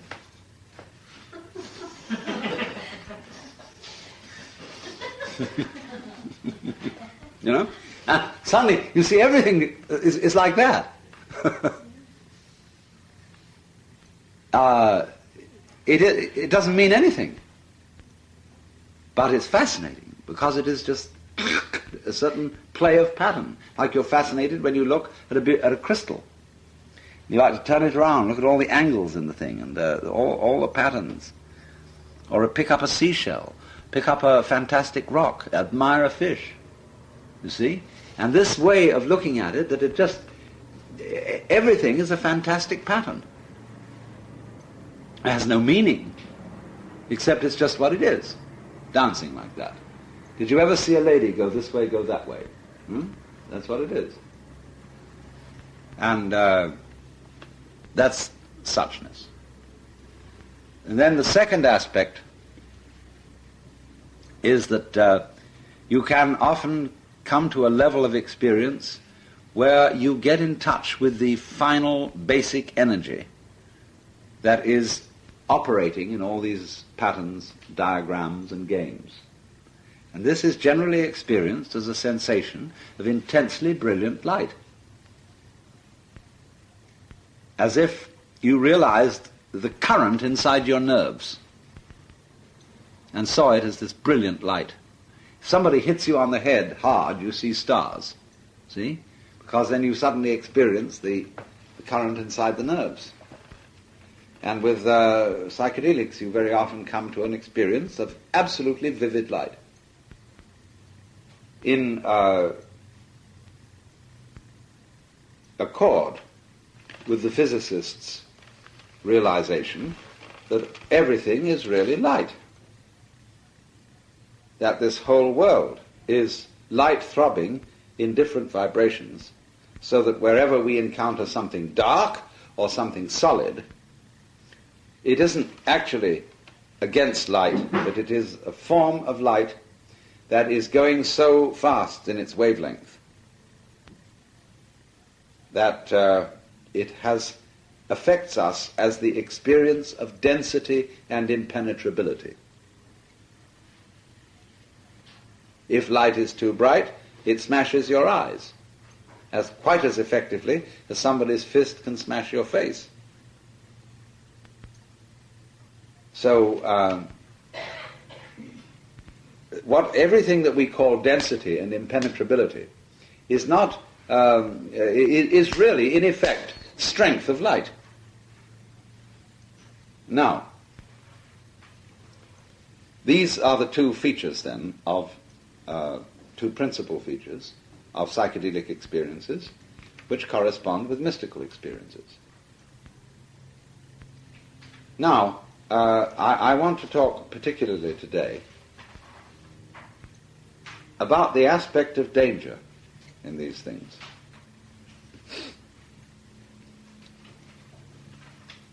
Because you will see in what I have been saying so far, come over here, that there's a departure from common sense. For example, people say, oh, I want my life to be meaningful. I want it all to make sense.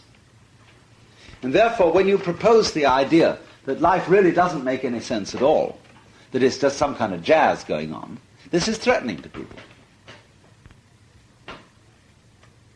They say, is it after all a tale told by an idiot, full of sound and fury, signifying nothing? But as R.H. Blythe said once, when commenting on this passage from Macbeth, it is said so well that it doesn't seem so bad after all.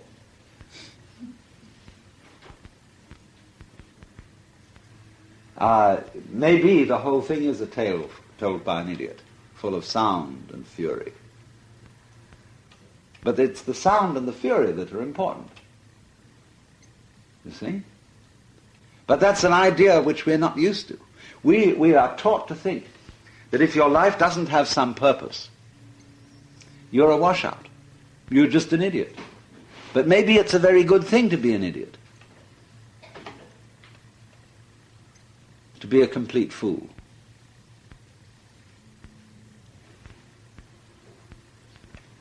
And simply to sit and watch the waves. You know how good a thing it is to sit on a beach and just watch waves breaking and dissolving? You can sit for hours completely fascinated. And children like to do this, like to sit by a pond and drop pebbles into it and see all the concentric circles coming out of the plop. Why not? You could say, well, it's much more important to go into business and achieve some substantial results and raise a family. Why? You're just making a bigger splash, that's all. And you have children, and the children go blah, blah, blah, blah, blah, blah, blah, diggy, diggy, diggy, diggy, diggy, diggy. Finally, they go, when they started, blah, blah, blah, you know, they make sense and they talk and so on. But it's all just a kind of jazz. I mean, raising families and businesses and getting food and eating and going on and going out this way and so on. You know, it's like hair growing or trees coming out and moving all over the place. But that's scary. If you've been brought up to think that it's supposed to mean something. When you see it doesn't, and that's just what's happening, a lot of people get frightened. They think they're going insane. And they wonder whether they can remember the rules. Well, now, in getting into this predicament, the most important thing to understand is the immense sanity-giving power of letting go and not trying to hold on to any sort of security. This is I think this is one of the most important things in life, to realize how powerful and how great in conferring order and sanity and a feeling of comfort on any conceivable situation it is to be able to let go. Now, there is a difference between this kind of relaxation and being merely limp. In the sense of when you hang a cloth over a clothesline, it is limp, it simply drops. And there's a subtle difference between being completely relaxed and being merely limp. You see, when you are, as a physical body, you're completely relaxed, you still have muscle tonus. You have a certain vibrancy going in you. You're not just a bunch of jello or kind of grease that if you relax you will just form a nasty blob and eventually slip through the floor. There is vivacity and strength. So in the same way, if you relax psychologically and completely let go of things, you will find that you have psychological tonus, energy. And you cannot really do anything skillfully any art, you can't talk, you can't think, you can't have sexual orgasms or anything like that, unless you have learned fundamental relaxation. So when in the midst of some sort of psychedelic experience, whether you're using LSD or whatever, or whether you have an experience that comes upon you spontaneously, and you get scared that you're going to go out of your mind, you're going to lose control, you're not going to be in charge anymore. You do exactly what you do if you find yourself in a typhoon at sea. When you find yourself in a typhoon, what they do is they turn off the engines. Because in a big steamship, if the propellers get swung out of the water and turn on their own, they shatter the ship by vibration. So they turn off the engines and drift. Of course, they keep an eye on how near to land they are, but they try to get as far from land as possible. And just drift. In the same way, if you're in a sandstorm in the desert, there's absolutely nothing you can do.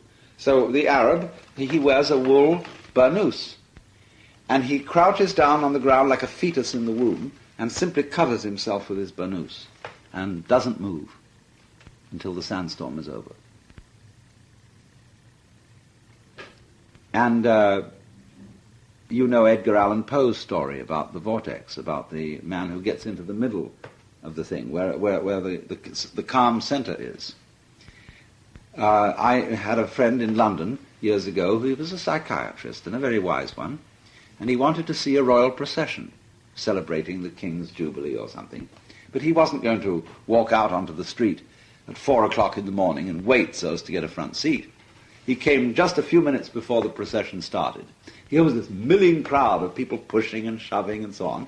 He just leant on the back of the crowd, did nothing else but lean. And in all the jostling, he leant and really found himself in the front row.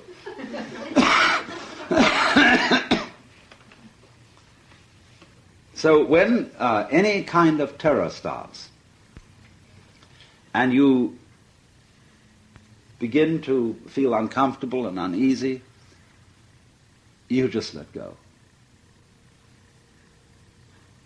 Now, why does it work? It works for exactly the same reason that you got born. You had nothing to do with it, from the conscious point of view. All this remarkable brain and bones and everything came into being. Even your father and mother didn't understand really how it happened. They knew they had to do certain formalities to get the thing started. But really how it all works, nobody understands. But it does it of itself. That's why the Chinese call nature Ziran, which means of itself so, spontaneity. And this extraordinary organization of intelligence happened. And we are afraid of it because it is scary from the point of view of individual consciousness. As the psalmist says, "The Lord, I am fearfully and wonderfully made." And that means I'm scary to myself. And so we think that we know better and that we ought to make certain corrections to nature so that it will function more desirably. But that's quite doubtful, whether we really ought to do that. It might have been better to leave it all alone, as the great Taoist sages of China had always advised, is leave life alone. They say the first man who trained horses was called Polo. So we get the name of the game of polo from him, and that he ruined the nature of horses by doing this. We could say, too, that by our technology, we really made an awful mess of things. Perhaps, you see, of course, we're stuck with it. That's the nature of karma. Once you've interfered, you're stuck with it. You've got to see it through. But it could be argued, quite persuasively, that we never should have done anything like that. That we should have followed our feeling and just let life happen. And then, of course, we wouldn't have any of the problems we have now in terms of atom bombs, population bombs, all these problems, you see, would not have occurred. Only, from the standpoint of civilized people, we should say of human beings in that state, well, they're just barbarians. They do what they feel like. And from our standpoint, that is not very pretty, because we've got a special concept of what it is to be very pretty, which is all stuck about with ding-dongs and clothes and bells and whatever, houses. But the fish, the cats, the birds live with their curious dignity, and they make no, you remember Jesus?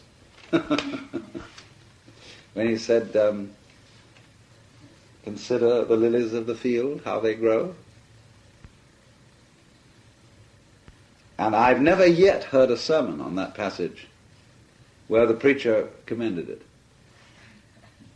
They all say, well, that's a great life, but of course, for all practical purposes, it's impossible.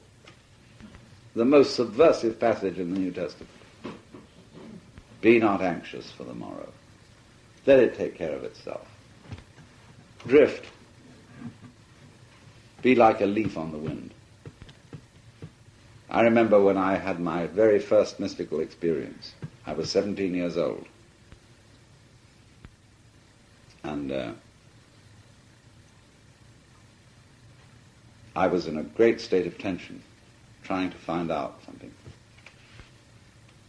And suddenly I abandoned the whole thing. And whoops, it flipped your inside. And I felt like I was a leaf on the wind. It happened to be at the time of year, it was autumn, and there were many dry leaves floating around and skittering about, how leaves play like they're little children let out of school. They go tick along the street with the wind. And I felt exactly like that, as if I didn't own anything, didn't have any responsibilities, didn't care whether it went this way or whether it went that. I was completely released. And I felt completely one with a leaf being blown by a wind, and I was the wind and I was the leaf. And this wind was the wind that bloweth where it listeth, that Jesus uses as an analogy of the Spirit. You know what listeth means? It blows where it likes. Not where you hear. It's nothing to do with listen. Old English, listeth, means it blows where it wills. And in other words, at random.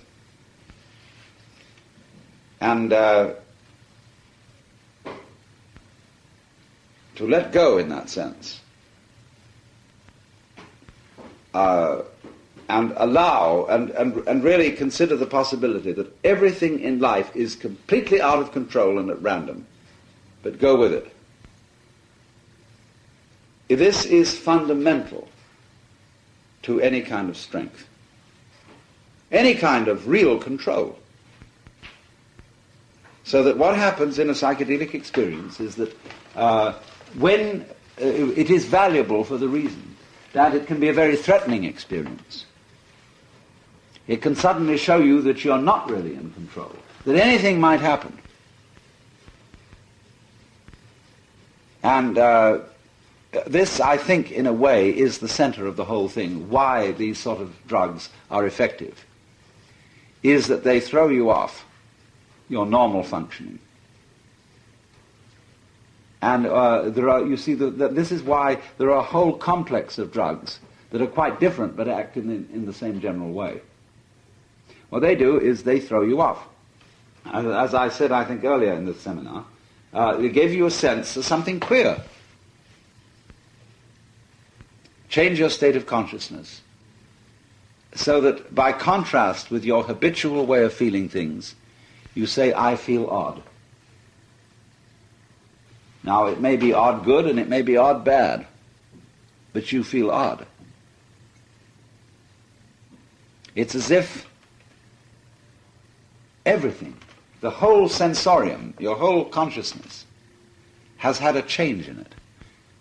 And you can't really figure out what it is, because it's common to every particular sense impression, to seeing, to hearing, to white, to blue, to red. Everything has been subtly altered, as if it were buzzing, as if it were at a strange angle, as if it had become luminous, as if it were suddenly transparent, as if it were squirming a bit. And because this is common to everything, you say, this is queer. So you suddenly are out of control. Things aren't ordinarily what they should be. And of course the same thing can happen in sickness. Some people, when they're dying, have the sense that everything is completely wrong. It's all out of order. It's weirdly out of order.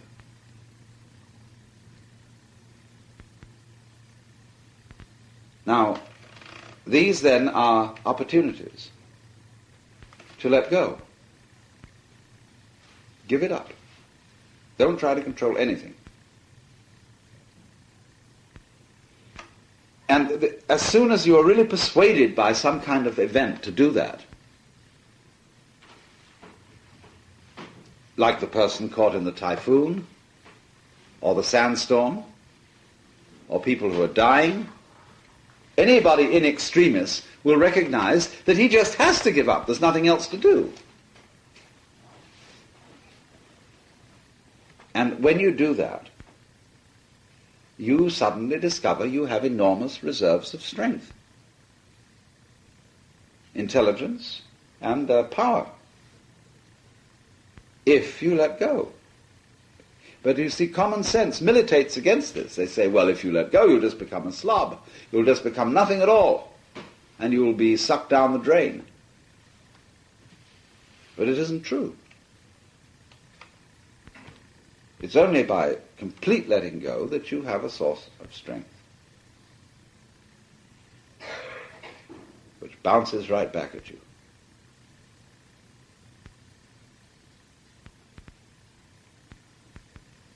So then, when people get the horrors and the terrors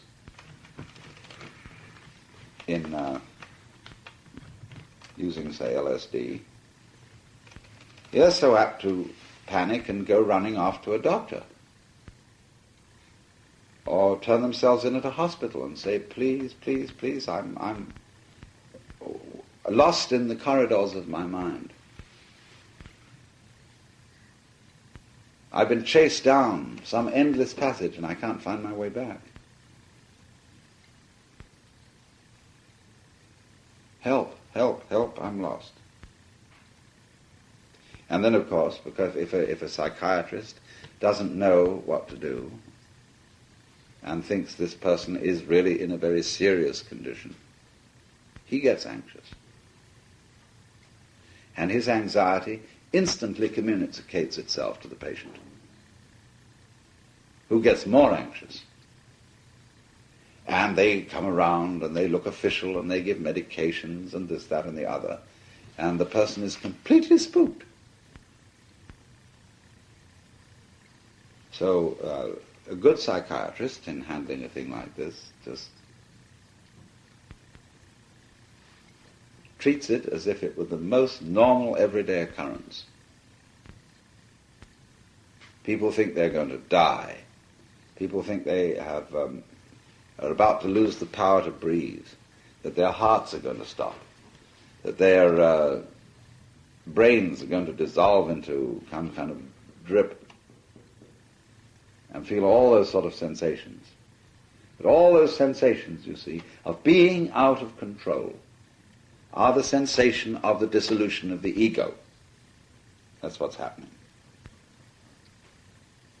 The ego is what Jung once called a cramp in consciousness. And in Sanskrit there's a word, sankocha, which means essentially contraction. And the Jivatman, the ego, is a sankocha. And do you often feel, if you experience yourself organically, thoroughly, that you're contracted? Can you feel a constant strain in yourself? It centers right between the eyes, here.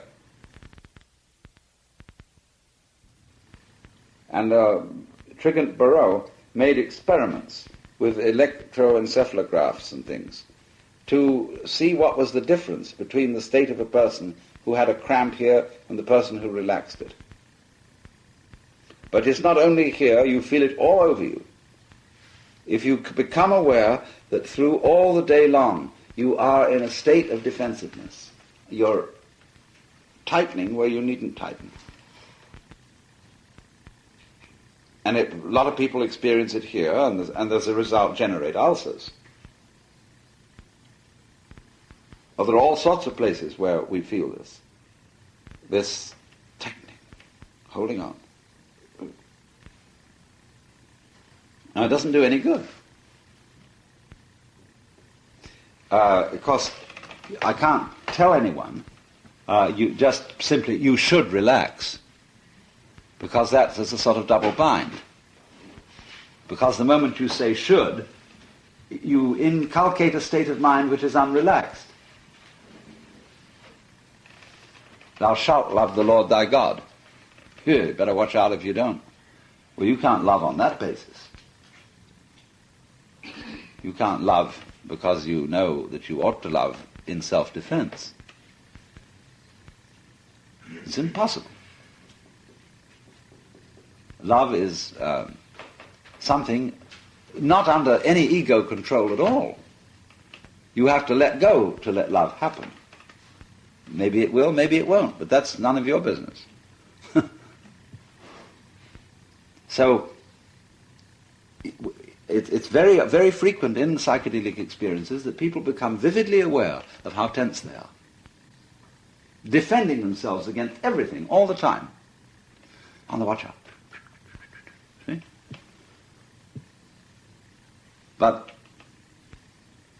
almost all the energy we expend in doing that kind of thing is waste. So that if you stop doing it, because you see that the only way to stop doing it is you can't will yourself to stop doing it. You can only realize that it's completely useless. That it doesn't achieve anything at all. It just wears you out. It's absolutely no good. It's like having a sense of guilt. It is an entirely destructive emotion that doesn't do anything for anyone.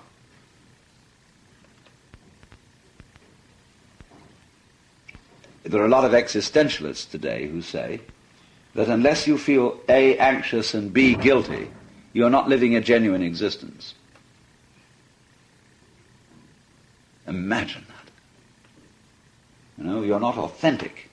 Because if you're a real human being, you know that if you exist, you might not exist. Therefore you tremble, to be or not to be. And if you're a human being, you know that you're not really up to what you might be. Therefore you feel guilty, because you're a little defective. And all this is posturing. It's a great pose. As people say, to be real, you've got to be, you know?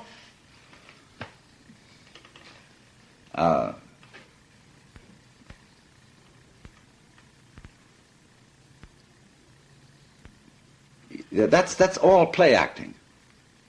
It's just a joke.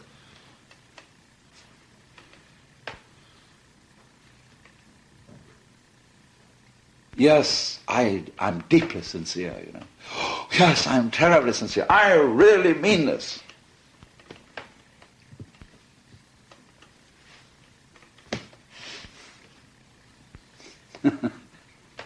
You know, do I really mean to exist?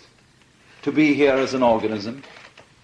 I mean, good Lord, I am here, you know. And, well, I can't help it.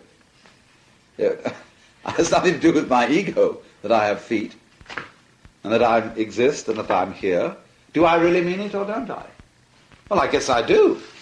I mean, my physical existence here is perfectly sincere.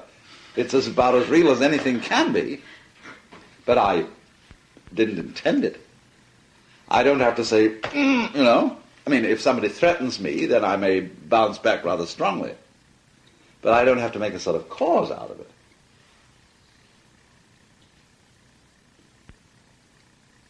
So, the notion that I ought to feel anxious all the time, and that I ought to feel guilty all the time, is simply a way of people who that really don't have a very good sense of existence, and they drum something up like lying on a bed of nails, because that makes you feel more real, because it hurts. It's a kind of masochism. Well, you can do that if you want to. There's really no reason why you shouldn't, except that I think it's a sort of a drag. So, the point being, the people who say, well, you should lie on a bed of nails, and feel that makes you feel important. You've done something that most people don't do, and you're a bit far out, and therefore perhaps you're more real. I say, okay, but just please have a sense of humor about what you're doing. Don't take it quite that seriously. Try to convert everybody else to sleeping on beds of nails, because it's not to everybody's taste. And but a lot of people, you see, who sleep on beds of nails, just because they're very insecurity, because they feel that unless they suffer, there's something awful going to happen. They try to convert everybody else to doing the same thing. See, that's one way of finding out that knowing that you're right, is to get as many people as possible to agree with you. Like the Bandalog, the monkeys in Kipling's story in the Jungle Book, who keep exclaiming, we all say so, so it must be true. And to feel guilty and to feel anxious and then make a religion out of it and say, this is the way any authentic human being feels. And if you don't, there's something wrong with you. You know, like a lot of people who are being psychoanalyzed feel that anybody who is not being psychoanalyzed is neurotic. As Philip Reeve puts it in his book on Freud, The Mind of the Moralist, he says the characteristic institution of our era is not the parliament but the hospital. That everybody is being undergoing therapy. Everybody must admit that they are in the course of being cured, but is not cured. Nobody can claim, anybody who got up and say, I am perfectly psychoanalyzed, I have no further problems, would be regarded in this day and age as someone who would, in a former age, get up and say, I'm absolutely holy, I'm a perfect saint. And that is immediately spiritual pride. You can't possibly claim that. All saints are measured as saints by the degree to which they declare themselves to be sinners. My sins are worse than your sins. I'm more sorry for my sins than you are. You can see then from the point of view that these chemicals give, you become aware of all these intricate games that people are playing. I remember once, long ago, Jano and I had a wonderful psychedelic session in which we were listening to the radio on a Sunday evening. And all these preachers were coming on with their messages. And the only one that rang true was a Negro revivalist. And he was stopping to make any sense at all. He was saying, the gift of the Lord is for everybody. I tell you, you got the Holy Spirit. And the whole congregation was saying, we hear you, baby. Amen. We hear you, baby. And,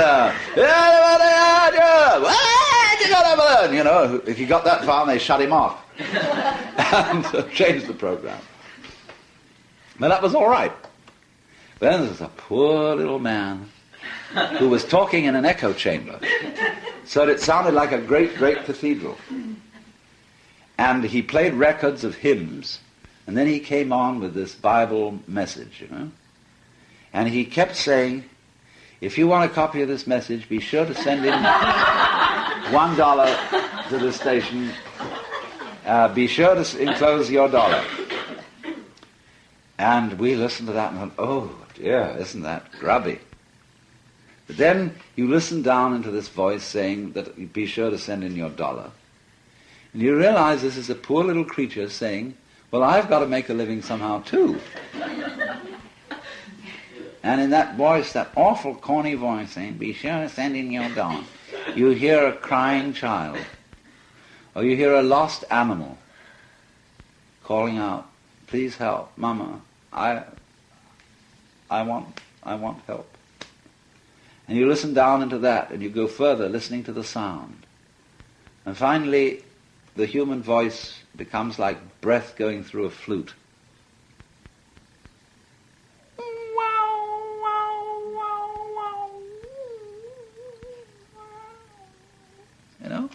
And you think at first it's sad. And after a while you realize it isn't.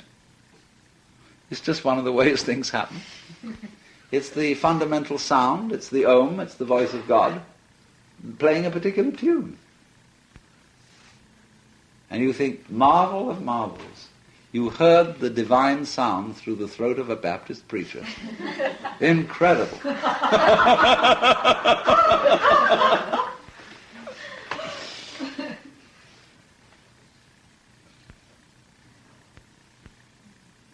So, that's one of the really great things about this kind of experience. You can confront things that in the ordinary state of consciousness you think were downright awful, and learn to understand them, why they're there. You can take people that you thoroughly disapprove of, and you can begin to understand why they are the way they are. For example, from my point of view, I've always been an argumentative person because I liked discussions and talking about philosophy and religion and so on. But I won't argue about anybody's religion anymore. I regard all the different opinions as so many different flowers in a garden. And they need each other. In other words, if somebody disagrees with me, then I know where I stand. If I said there wasn't somebody who disagreed with me, I wouldn't know where I stood. And so I have to thank him for pointing out to me what I think. And say, keep it up, that's great. And we're all, you see, by our differentiations of point of view, making up a great pattern which you could call the intellectual life. It depends on that. But the basic point that I want to make in all this, what I am then really talking about is how, through the use of the psychedelic chemicals, you can be so shocked, you can be so disturbed, that you will learn that you've got nothing else to do but completely relax your controller, your censor, your ego. And that to the degree that you really let go and don't try to hold on to life anymore, you become enormously strong and able actually to control things. But all fundamental control depends on giving up control. And this paradox, which scares the hell out of us, is the main lesson of the whole thing. Now, the final problem that comes up in this discussion is what we might call psychedelic control. The whole question of, since there is a widespread circulation and knowledge of these substances among us, what are we going to do about it? I want to make the initial point that there is a very strong difference between controlling something and suppressing it. if you are controlled, to go back to the great General Motors image of life, if you are controlled as a driver of a car, that is quite different from a person who never drives, keeps the car locked up in the garage. If you are controlled as a writer, you are not a person who never picks up a pen. If you're controlled as a dancer, you're not a person who never dances. But this has been utterly misunderstood throughout the whole history of the Christian West. And in the United States, we just haven't learned from any of the historical lessons.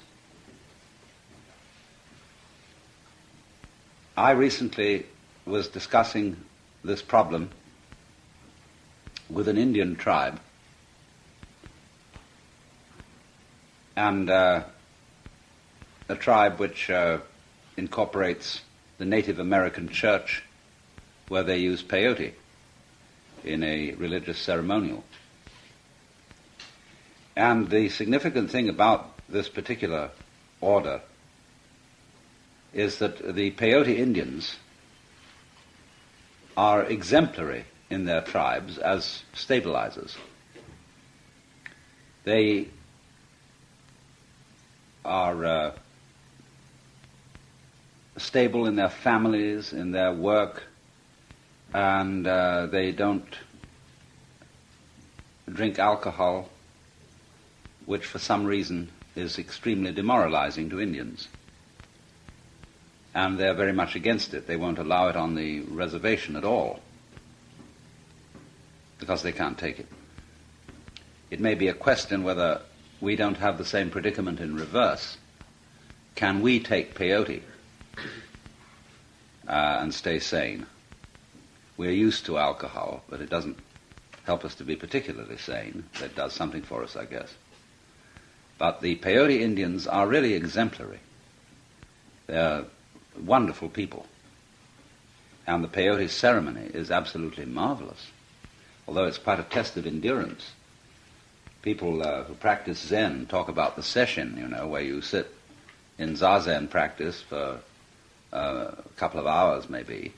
But in the peyote ceremony you sit all night, from sunset to dawn, and you hardly move except once at midnight, when you get a drink of water passed round. And you can go out to the John if you want to.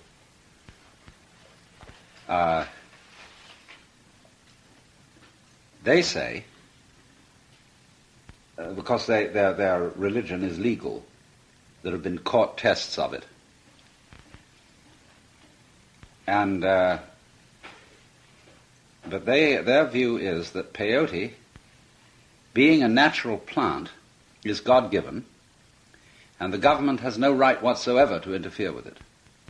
They would say, for example, that if the growth and distribution of peyote were under government regulation, and they were given the special privilege of being able to use it because they're a church, they would still protest and say this is not the business of any government whatsoever, because it grows, and all things that grow and all things that are natural are essentially good.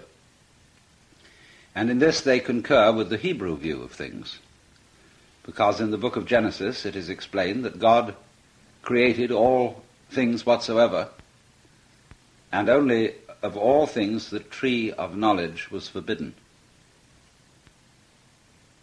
Of course, it's always a problem of why it was there at all. But it says every herb and every plant is given for the good of man. And the Hebrew insists that, in other words, the material world, because it's the creation of God, is a good world, and that evil can only arise through the misuse of natural things. So they very strongly, the Indians, contest the interference of government in the use or possession of any natural plant or herb whatsoever.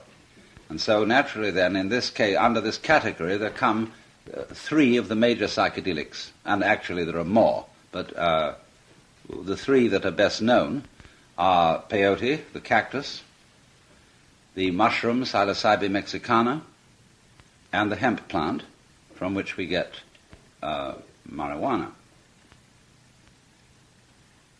I suppose you would also say tobacco.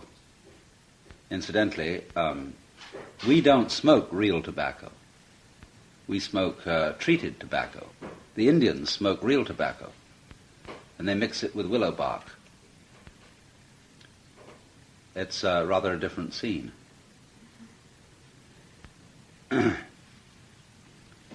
So,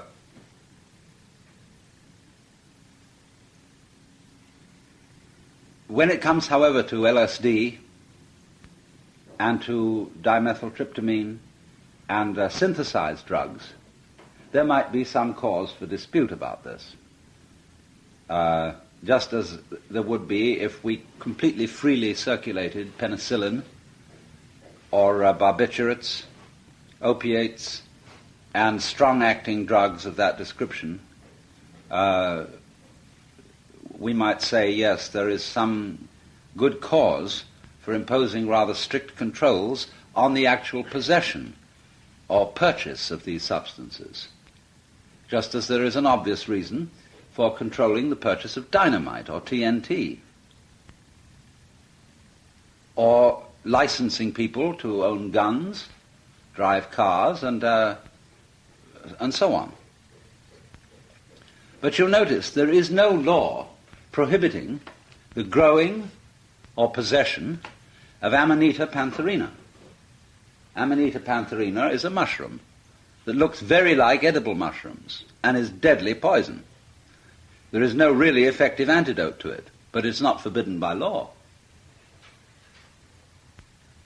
There is no law against growing belladonna, deadly nightshade.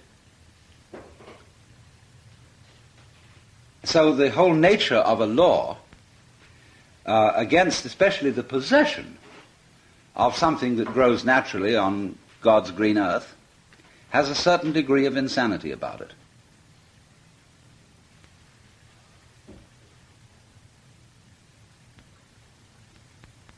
Because there are many points of view from which this can be considered. First of all, anyone can use a gun to kill a person, or you can just use it for plinking and shooting tin cans. It is not the possession of a gun which is criminal, it is the misuse of a gun, as it is also with the misuse of an automobile. And therefore the very nature of crime consists in a specific action which misuses some substance to the detriment of other people. When you make a law in which the possession of a given substance is a felony, you thereby invite endless corruption and problems. Let's consider first of all the problem of marijuana. It's very easy indeed to prove that someone possesses marijuana. All you have to do is sprinkle a little dust of the substance on somebody's coat, and then you can declare to the police that you have reason to believe that they possess marijuana, and they can vacuum clean your coat and find some small dust of marijuana there, and you can be put in jail for 5 years. In some states you could even be put to death, although this hasn't happened in quite a while. In other words, if you have a political rival and you want to get rid of him, you just plant some marijuana on his premises and tip off the police. If you have a wife you want to get rid of, if you have an enemy of any description, this is what you do. And in turn, if the government wants to get rid of you because they don't like your politics,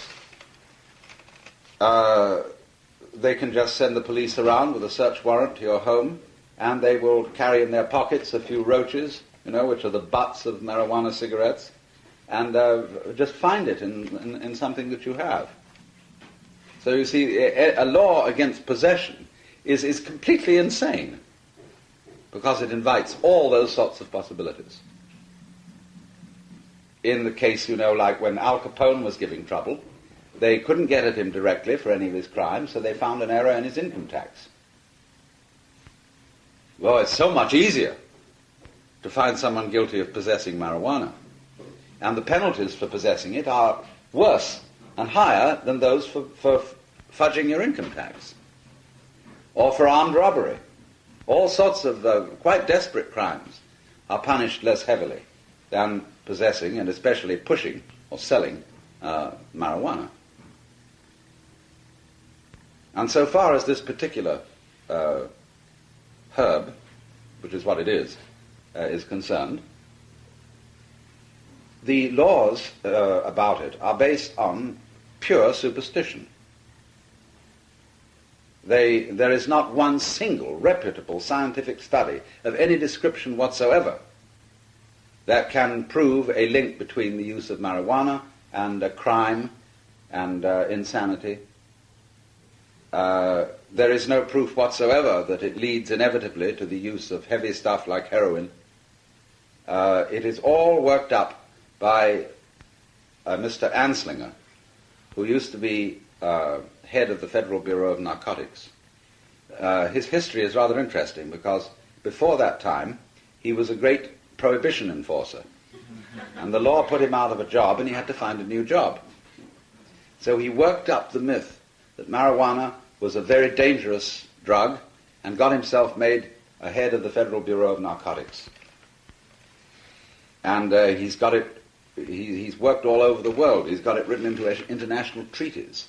And an enormous amount of nonsense has sprung up around this. Now, the British government, back at the end of the last century, realized that marijuana was in extensive use in India. And they had to decide what to do about it, and they made a very, very extensive investigation and published its results in several volumes, and concluded not to take any steps against it in India.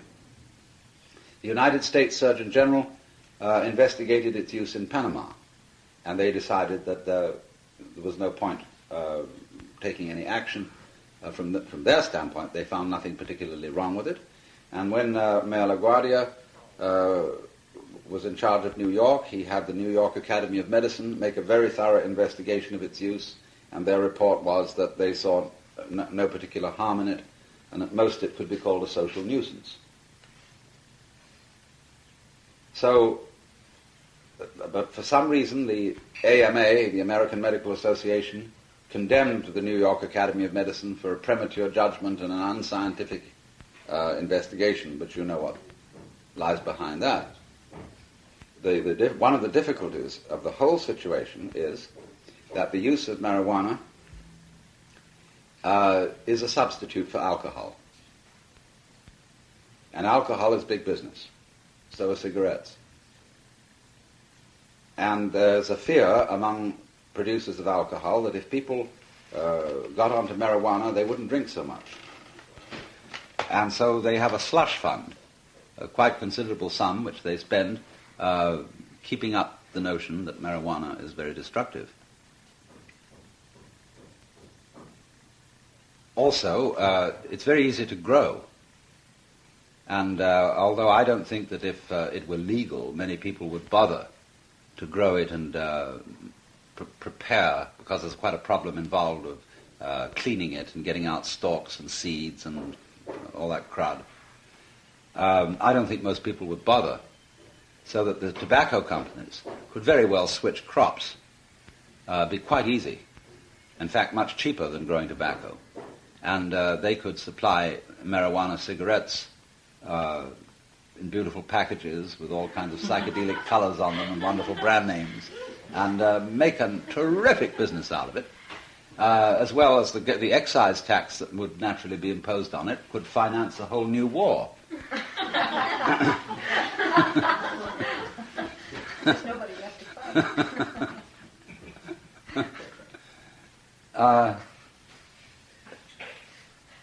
But one must face the fact that in the free use of marijuana, there are certain dangers. But perhaps not such great dangers as are involved in the free use of alcohol. But I would want to say there a clear warning that there are varieties of marijuana which are extremely strong, especially in the form known as hashish, which is simply marijuana resin concentrated, which, if it were commonly used, we should run into certain social problems. And I'm going to deal with this first and then later with LSD, because the situations are rather different. The social problems that we could run into are that people who are under a very strong marijuana influence often don't know where they are, can easily get lost and confused. They are not liable to be violent unless there is some completely separate predisposing reason for them to be violent. It does not of itself make people violent. On the contrary, it makes them quiet, pacific, and slowed down. But you could get very confused. You might also get paranoid, over-fearful. And you might also become, in a certain sense, irresponsible, because one of the characteristics of marijuana is wonderfully described in a story. I forget at the moment its exact origin, but it's about a Negro and a young white boy who are close friends. The Negro is a hand on the farm owned by the boy's father. And one day the Negro explains marijuana to the boy. And he says that it makes everything transparent. You see right through everything. Not in the literal sense that it becomes like glass. That's a metaphorical sense. But that you understand what people are up to, what the game is, and you get to laughing. It induces a certain kind of what I would call loving cynicism, where you see the schemes, the ego-inflating and promoting tricks that everybody's up to. And you see the unimportance of a great deal of activity that human beings consider to be extremely important. In the case of almost all psychedelics, this is true. Because what happens is you suddenly slow down. And you realize that this moment is really worth living. And in fact, it's the important thing. What's going on? And you look around you, and you see people going about their everyday business, and they all look frantic. They're quite insane. Rushing off in cars and driving and getting there and making it on time and delivering that stuff and so on and so forth. You think, what on earth's the matter with them? And in this respect, you get into a state of feeling which, quite apart from anything to do with drugs, is the normal state of feeling for, say, an Indian. That's why in the United States we can't understand the Indians and never have got on with them. And all our best efforts to do something good for them are always futile.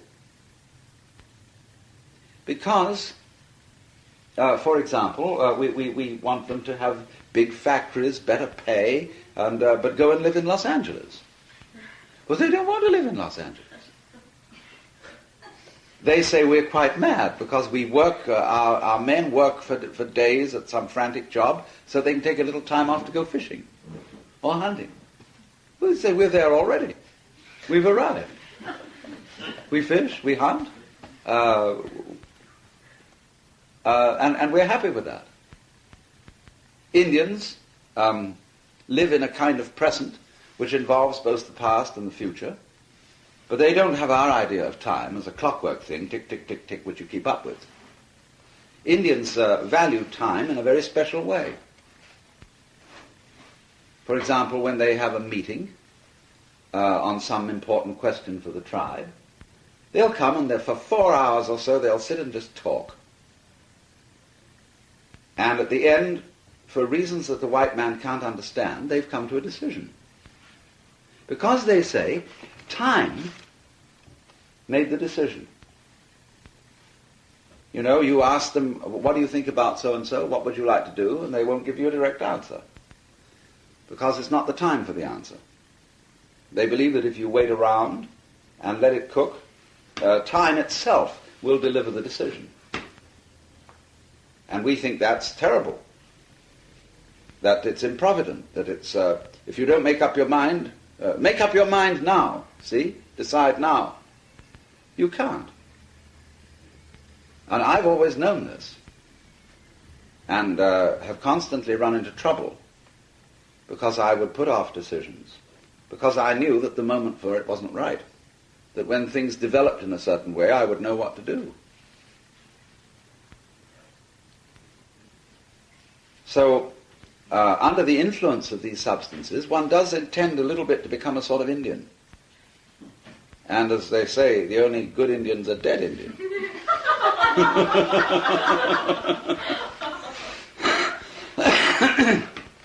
It's that whole attitude, you see, to nature, and that absence of the competitive spirit, which is in Indians, that the white Protestants strongly disapprove of. White Catholics too. American Catholics are Protestants, crypto-Protestants. And so there would be the problem, from the point of view of our culture, that if the use of marijuana was widespread, people would get a bit mañana in their attitudes to things and say, oh, let it wait. We're busy. What's the point? And there might be, therefore, a lack of pep and push and ginger. There's a little poem by H.V. Morton, thought that troubled a businessman during a sleepless night, supposing that St. Peter at the door finds pep and push and ginger all a bore.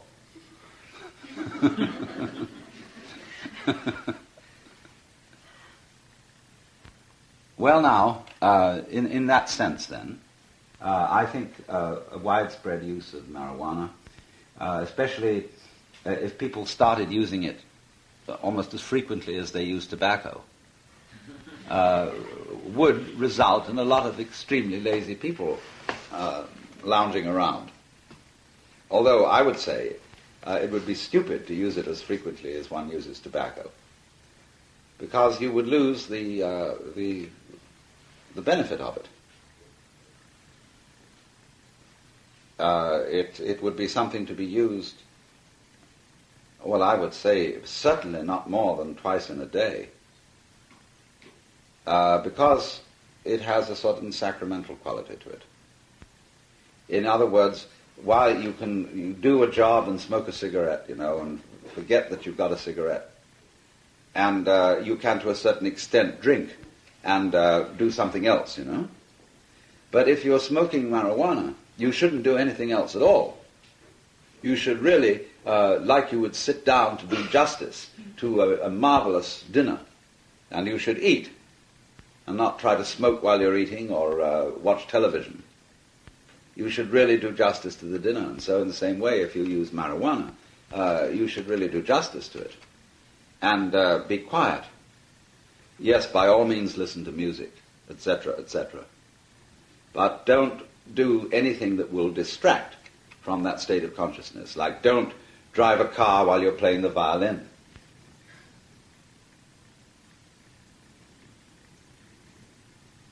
Now,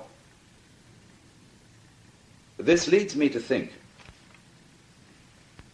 that there is a good reason why a substance of this kind should be rather difficult to get. The Japanese have an idea about views, a lovely view. You should not have a lovely view too easily visible.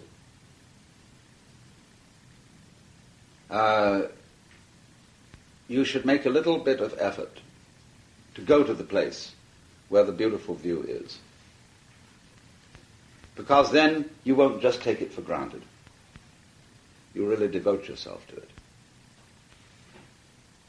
And so I don't know that if marijuana was... What is the best way of controlling it, as distinct from suppressing it, and making it a little bit difficult to come by? Either you make it expensive, or you make it necessary to grow your own and illegal to sell it or to market it. That could be a possibility, but you could perfectly free to grow your own and take care of it and cure it and do everything that has to be done. But if it is as easily come by as a package of cigarettes, I have a feeling that it might in some ways lose its effect. You see, when you go back into history, you will find all kinds of documentation for similar outcries and fears about tea, about coffee, about tomatoes, and of course about tobacco. All sorts of tracts were written, say that tomatoes, they were very suspicious. And as for tea, why, tea was terribly expensive when it first came on the market in the West. And Dr. Samuel Johnson was a tea addict. And her society hostesses were embarrassed when he came because he drank such immoderate quantities of tea, and he was a very expensive guest. All these things have been looked on with immense suspicion. And, of course, they're all relatively harmless, especially tomatoes. And but this sort of superstition keeps running. Now, I suppose that when tomatoes were suspect, people really sat down to eat a tomato. Oh, gee, we've got this dangerous fruit. It's fantastic stuff. And so when they ate a tomato, they made it a big thing. And so the tomato tasted gorgeous, simply because it was valued. Now, in exactly the same way, when we say we've got some pot, this is great stuff, terribly illegal. So let's not trifle with this. Let's really sit down and enjoy this situation, you see? Well, that adds an enormous amount of value to the effect that it has. Now, I'm not saying that it's all psychological and there's nothing to do with the chemistry, but it's always mixed. We are psychosomatic beings. And therefore, the expectation, the setting in which one does anything like this is of great consequence. It's just the same, say, with wine. When you get one of those gorgeous French wines, and you've got this bottle and the special label, and it's that year, people sit and drink. And, oh, it's marvelous. But actually, very few people can tell the difference, if they're blindfolded, between a cheap Pétri wine and a fine French wine. Yes, naturally, the person who is an expert on wines would know blindfold what he had. But the game of guessing wines is tricky, and most people can't tell. But the build-up, you see, if the thing has got the build-up and it comes in the right-looking bottle, and so on, then you have a marvelous time. So, if marijuana does indeed have beneficial effects, and to a certain degree it emphatically does, I mean, it is the most perfect tranquilizer of all of them. You can forget Librium and things like that, Miltown. They have nothing of the effect of marijuana. It will get people off alcoholism. I know a doctor who is he's a very respectable doctor.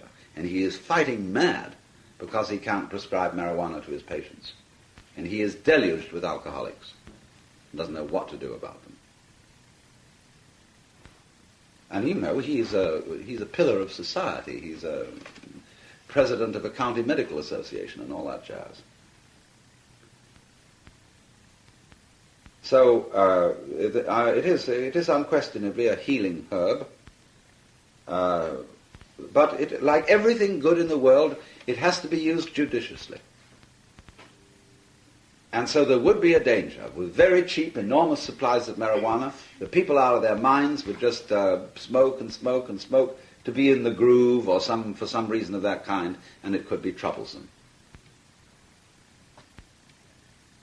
But obviously, the solution to that particular problem is primarily, to see the total unreason of any law prohibiting possession. If anybody wants to have their own plants and grow it and use it, there is no conceivable legal reason why they shouldn't. Selling is another matter. That should obviously be subject to some sort of regulation.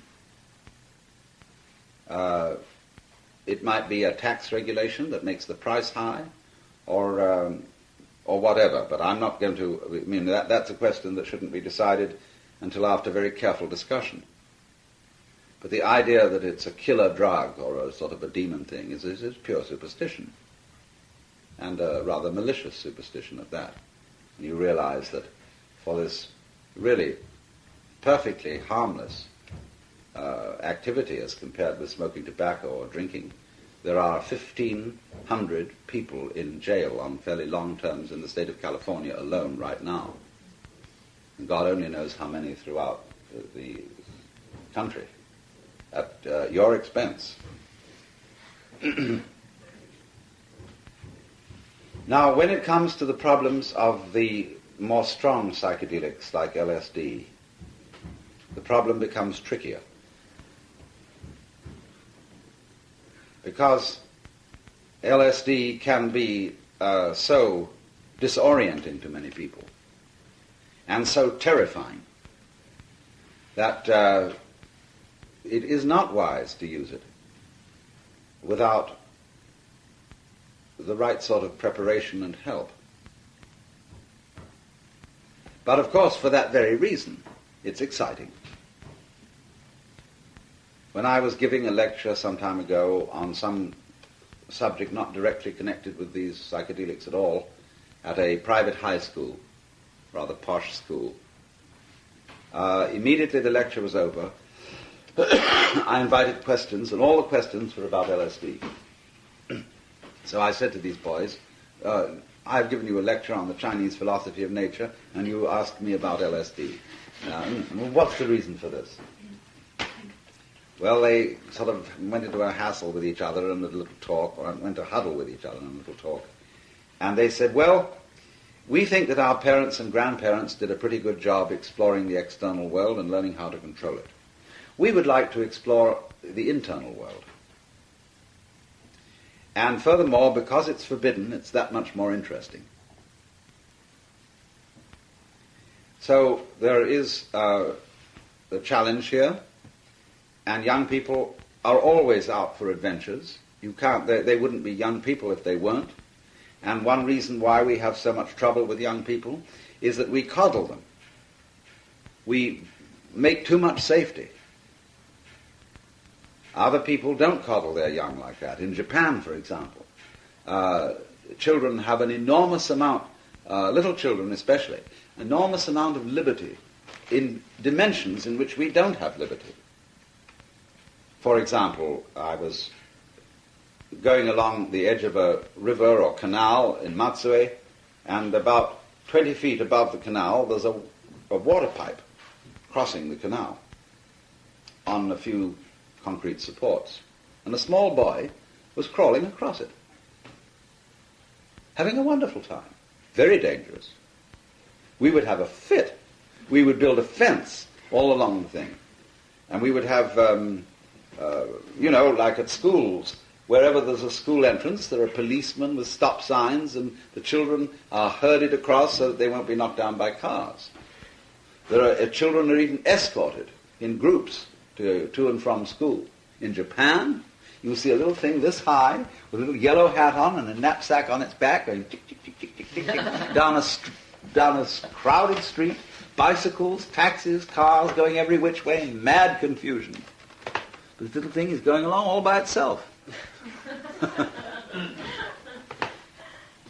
I remember Felix Green once told me that he gave a lecture at a high school, and there was a great banner over the auditorium, over the proscenium arch, in white letters on red, said, "Safety first in all things." Well, that's a way to die.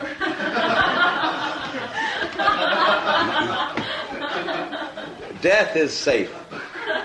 You can't get into trouble if you're dead. Also, if you go into solitary confinement, it will be rather difficult to get into trouble. So stay home and be safe. Although there are more accidents in homes than in any other place.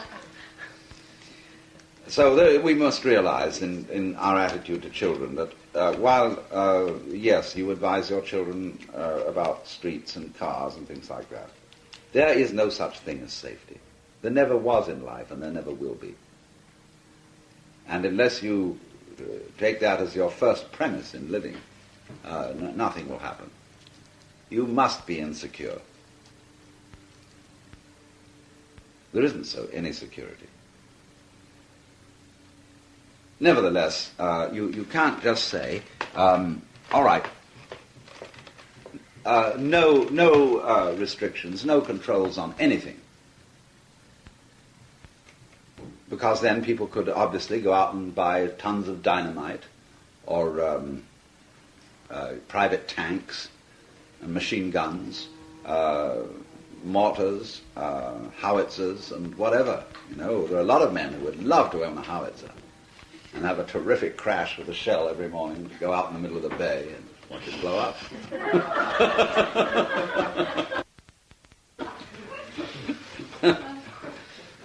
So something has to be done. I would say when it comes to LSD then, that we've really got a dragon by the tail in this particular chemical. Although I think that it's a primitive chemical. That is to say that it's very unpredictable in its results. And I'm quite sure that if research is pursued, we'll be able to get something that is much more easy to handle than LSD, but as effective in a creative way. But you see, there isn't that research really being done, except by illicit graduate chemistry students who are working out all sorts of things, alternatives to LSD, so as to beat the law against its possession. Now, a law against the possession of LSD, whatever its wisdom, is completely unenforceable, for the simple reason that you can disguise LSD as anything in the world. You can, for example, get a solution of LSD in alcohol, and you can put a piece of Kleenex into it, and then pull the Kleenex out and let it dry. Then you've got a filthy old piece of Kleenex you jam into your pocket that might be something you blew your nose on. And all you have to do is take it out, drop it again in alcohol, soak it out, and there is the stuff.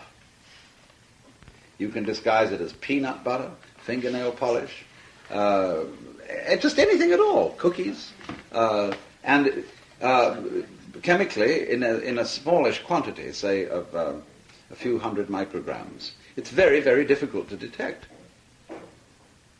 And you'd really have to know, in other words, if you suspected that a given person who was wearing nothing but a suit, you would have to analyze everything on him to find out whether there was any LSD present. It's simply unenforceable unless you're tipped off, unless you know in advance that the person has it in such a place. But you could smuggle interstate, into the country, vast quantities, because the basic dose that will, as they say, turn a person on is as low as 50 micrograms. A microgram is a millionth of a gram. So, therefore, the only solution in all these problems is the solution of facing facts, that is to say, of bringing everything out into the open. You cannot abolish the problem. In fact, as you try to do so, you will only intensify it. That's always been true, because if you prohibit something like this, well, of course, everybody will want it. Forbidden fruit is sweet.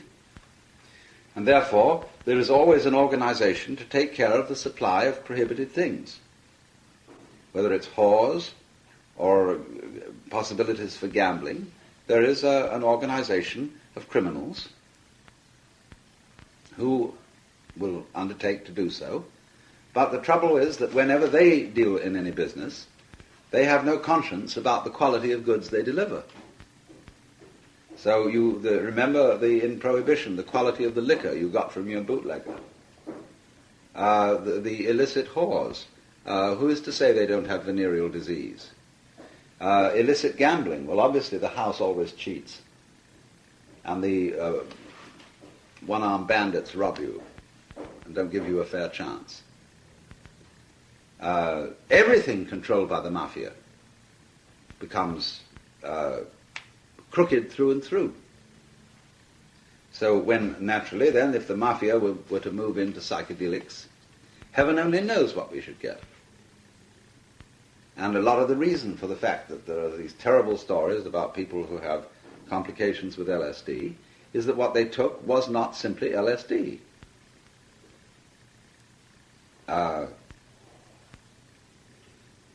People will cut the supply, just sell you sodium bicarbonate with a tiny bit of LSD. They do all sorts of things. Mix it with other drugs. So the solution, as I see it, is to bring the whole thing out right into the open, to encourage research on it, and I suppose at this present time, the maximum sort of control that ought to be imposed on it is to make it something prescribable by doctors. Now, this isn't the ideal form of control, but it's a practical one. And then, in places like major university campuses, have LSD research centers or psychedelic research centers, where anybody who wanted this kind of experience could simply apply. And there would be facilities for experiencing it in a helpful environment. Because when young people get adventurous, what they need is not police and prohibitions, they need help. They need the best information and the best guidance that's possibly available to do a dangerous thing. When someone wants to go to learn to fly an airplane, all right, he can apply, and it needs a license, but he gets the best advice possible. All right, you want to be an astronaut of inner space? Well, you could go to school for it. And I visualize the possibility of psychedelic museums, where you would have a gorgeous set of buildings in lovely grounds, gardens, or by the sea. And it would be equipped with a big library of art books, with reproductions of all kinds of masterpieces from the whole world. There would be a collection of tapes and records with beautiful sound systems. There would be glass cases full of objects like seashells, crystals, ferns. There would be a conservatory with plants of all kinds, growing. And equipped in this way, then, if you wanted to take it, you would go in for a 3-day session. The first day would be for getting relaxed and for learning something about the properties of it, getting an idea of the map before you went into the territory. The second day would be to take the chemical and do anything, work on any problem you wanted to, because it is peculiarly suitable for working on some particular problem. There's a book by Stafford and Golightly called LSD, the Problem-Solving Drug. And there are ever so many case histories in that of engineers, architects, musicians, and so on, who had specific problems to solve and who used this for doing it. So that would be the second day. Then the third day would be for evaluation. Because after you've been through an LSD experience, you need a good day's rest to get back into the swing of things, but to think it over. To write about it, or to do something about it. Supposing you had seen a particular image that you wanted to preserve, well, on the third day you could paint it out, or draw it out, or write it out, or whatever you wanted to do.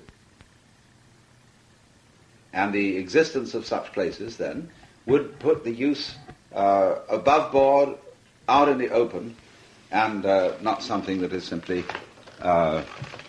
done in an illegal situation. You see, one of the problems with most psychedelics is that they do tend to foster paranoia.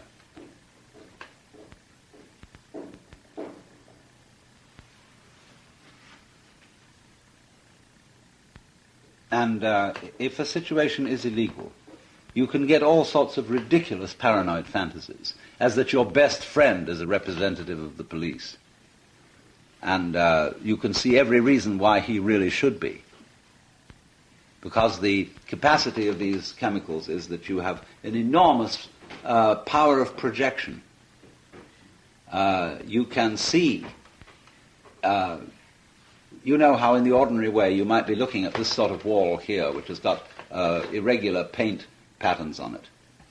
Well, you can sit here and just in a perfectly ordinary state of consciousness and see pictures in it. And you can see trees and people and all sorts of things. Leonardo da Vinci used to make a regular practice of looking at a dirty old wall and find paintings in it. That's, of course, how we believe many of the great cave paintings were done, is that those people looked in the marks on the rocks and saw buffaloes and deer, and just followed the markings on the rocks, and for that reason created images of animals that were astoundingly accurate and realistic. Because if you use eidetic thinking, you'll do that. I remember one night I was out here and I was walking by the window, and there was I usually keep that table here. And I looked in the window, and to my astonishment, I saw a man sitting at the table on this side facing the window. I was looking at the reflection in the window. A rather scholarly-looking gentleman with a little imperial beard, resting his head on his hand like this and reading a book. There he was, right there. And I analyzed that for a while, and I could see exactly what was going on. There were things in the fireplace, paper and stuff, that built themselves perfectly into this image. So then you can see these things. People, for example, who hear voices. I've got a theory about this, and I believe it's correct. Naturally, in any place, there are all sorts of noises going around you. Sound of water in pipes, the sound of a gas heater, sound of people working in the distance, sound of the wind. And you can project meaningful voices and sequences of ideas onto these sounds and actually hear voices. So if you check with someone else and say, now look, I hear a voice talking, or I see a picture on the wall, or I see a vision, do you see it? And at first they say no. But if you then actually understand that you are projecting, you can point out to them where you see it. And they will say, oh yes, I see how you see that. But of course it isn't there in the ordinary sense. So with the psychedelic chemical, you have a tremendous power of projection. Your power of projection is increased 100-fold. And in fact, you can play games with it. You can take anything and turn it into practically anything else. by looking carefully enough. And you'll find out a reason for turning it that way. I play this game quite deliberately now. In the ordinary state of consciousness, I play projections and see shapes just in anything. It's wonderful what you can do. And especially if you take something a bit chaotic, like a Rorschach blot or a dirty old wall or whatever you want, you can have an infinite fun seeing images in it. But the problem then is, if there is an unconscious reason for seeing certain images, if you're afraid, if you're mistrustful, or anything like that, you can see in a human life situation, say your relationship to your family, you can see a pattern of relationship which is absolutely misleading. And you can see the best reasons why it is this sinister situation. And then you're in trouble. So when, therefore, the use of LSD is totally illegal and people take it, they tend, because they are scared of what they're doing, to have the paranoid reaction altogether reinforced, and so naturally the illegality, the reasons that the government puts forward for making it illegal are of the nature of a self-fulfilling prophecy. By making it illegal, they make it harmful. Then they can say, look at all these harmful results. That's why it's illegal. But it's harmful because it's illegal. Partly. It can also be harmful simply through ordinary misuse. But I think our answer is to bring the whole question right out into the open and to deal with it as a fact that exists, that cannot be suppressed, that should not be suppressed, and try to control it. Because, you see, it's only one step, one link in a long, long, vast process of scientific work, which is, as I said earlier, once you've started to interfere with the world, you can't stop. And man, as many, many scientists now say, is no longer passively undergoing an evolutionary process. He's involved in it.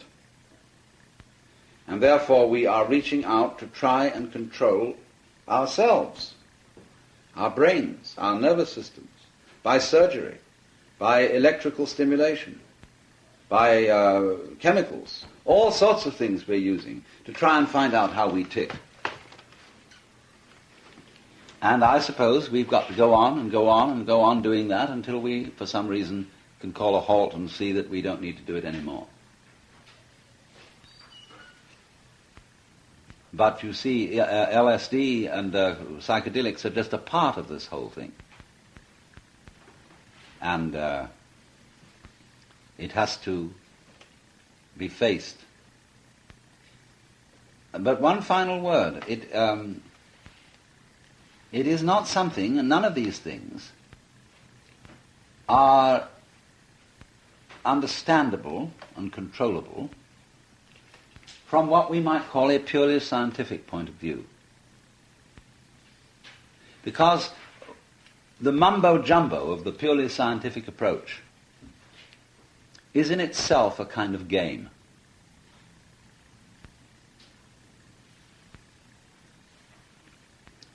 Involved in many sciences is the myth that situations can be observed objectively. And therefore scientists make a special effort, as it were, to be very serious and very analytic about certain situations, which is often quite right. But when you come into an LSD situation and you're investigating someone on its influence, and you come in with your scientific pomposity, he immediately sees that you're a freak. And quite asinine. And so it gives a rather bad impression. In a hospital, for example, hospitals are a big game. and the disciplines and the routines and the things that go on in hospitals. They do an enormous amount of things that are simply precautions against possible legal action in the future. And so now in any hospital, the doctors and the nurses have a great deal of difficulty doing their business because they keep filling out papers. Hours and hours and hours of paperwork goes on so that the record is straight. Soon they won't treat people at all. They'll just record all sorts of things and just make records. They don't have to do anything. They just record something that didn't happen at all, so long as the records are straight. And it's getting that bad. It's getting that bad in universities. Happens that way too. So in those environments, the psychedelic experience can get very, very queer and frightening. So the question is, what sort of people are qualified to investigate LSD? And the answer is, at present, in a way, no one. And in another way, I would say simply those who've had a great deal of experience with it. You might say, certainly psychiatrists aren't qualified, least of all, practically. Because psychiatrists tend to be very scared of any kind of irregular reality. They're guardians of what we call sanity, of the way the world is on a bleak Monday morning. And they're frightened, very frightened of the unconscious, especially psychoanalysts. They always speak about the unconscious with a hushed voice. And you mustn't go fishing in the unconscious. It's a very dangerous field. Only a qualified person should investigate the unconscious. Because the unconscious is the big, mad sink, of the primordial slime out of which life issues serpents and menacing dragons.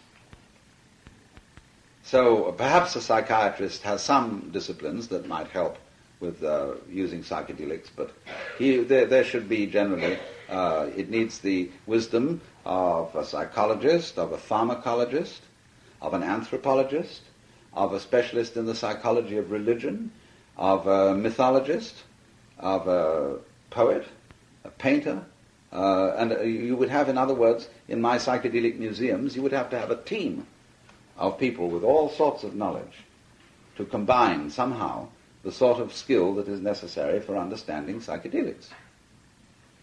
As I say, though, the best people are really those who are most familiar with the territory. Like, you may be a specialist in mining, and you may know all about mining, but to get into a certain territory, what you need is an Indian guide. He'll show you how to get in and how to get out, although he knows nothing about mining. And it may be that in the investigation of LSD, it would be a great deal of help to know a lot about neurology. But the neurologist needs an Indian guide.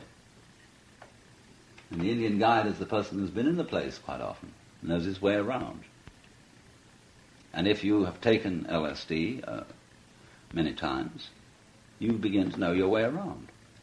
The landscape becomes familiar. You know all the different states of consciousness. And so LSD people begin to formulate their own lingo. They know a state called the plastic doll. They know a state called the magic theater. They know a state called, I call it the eeny weeny. They know a state called the great white light. They know a state of the wiggles, where the walls seem to breathe.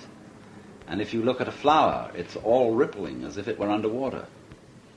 See, they know all these things. They know the state of paranoia, of getting lost, of wondering whether you can get back. And because they're familiar with them all, nobody gets frightened. And psychiatrists, if they are to be effective as psychiatrists, should be people who are familiar with all kinds of states of consciousness. And they should work, if somebody is way out of his head, he should be able to consult a person who knows exactly where he is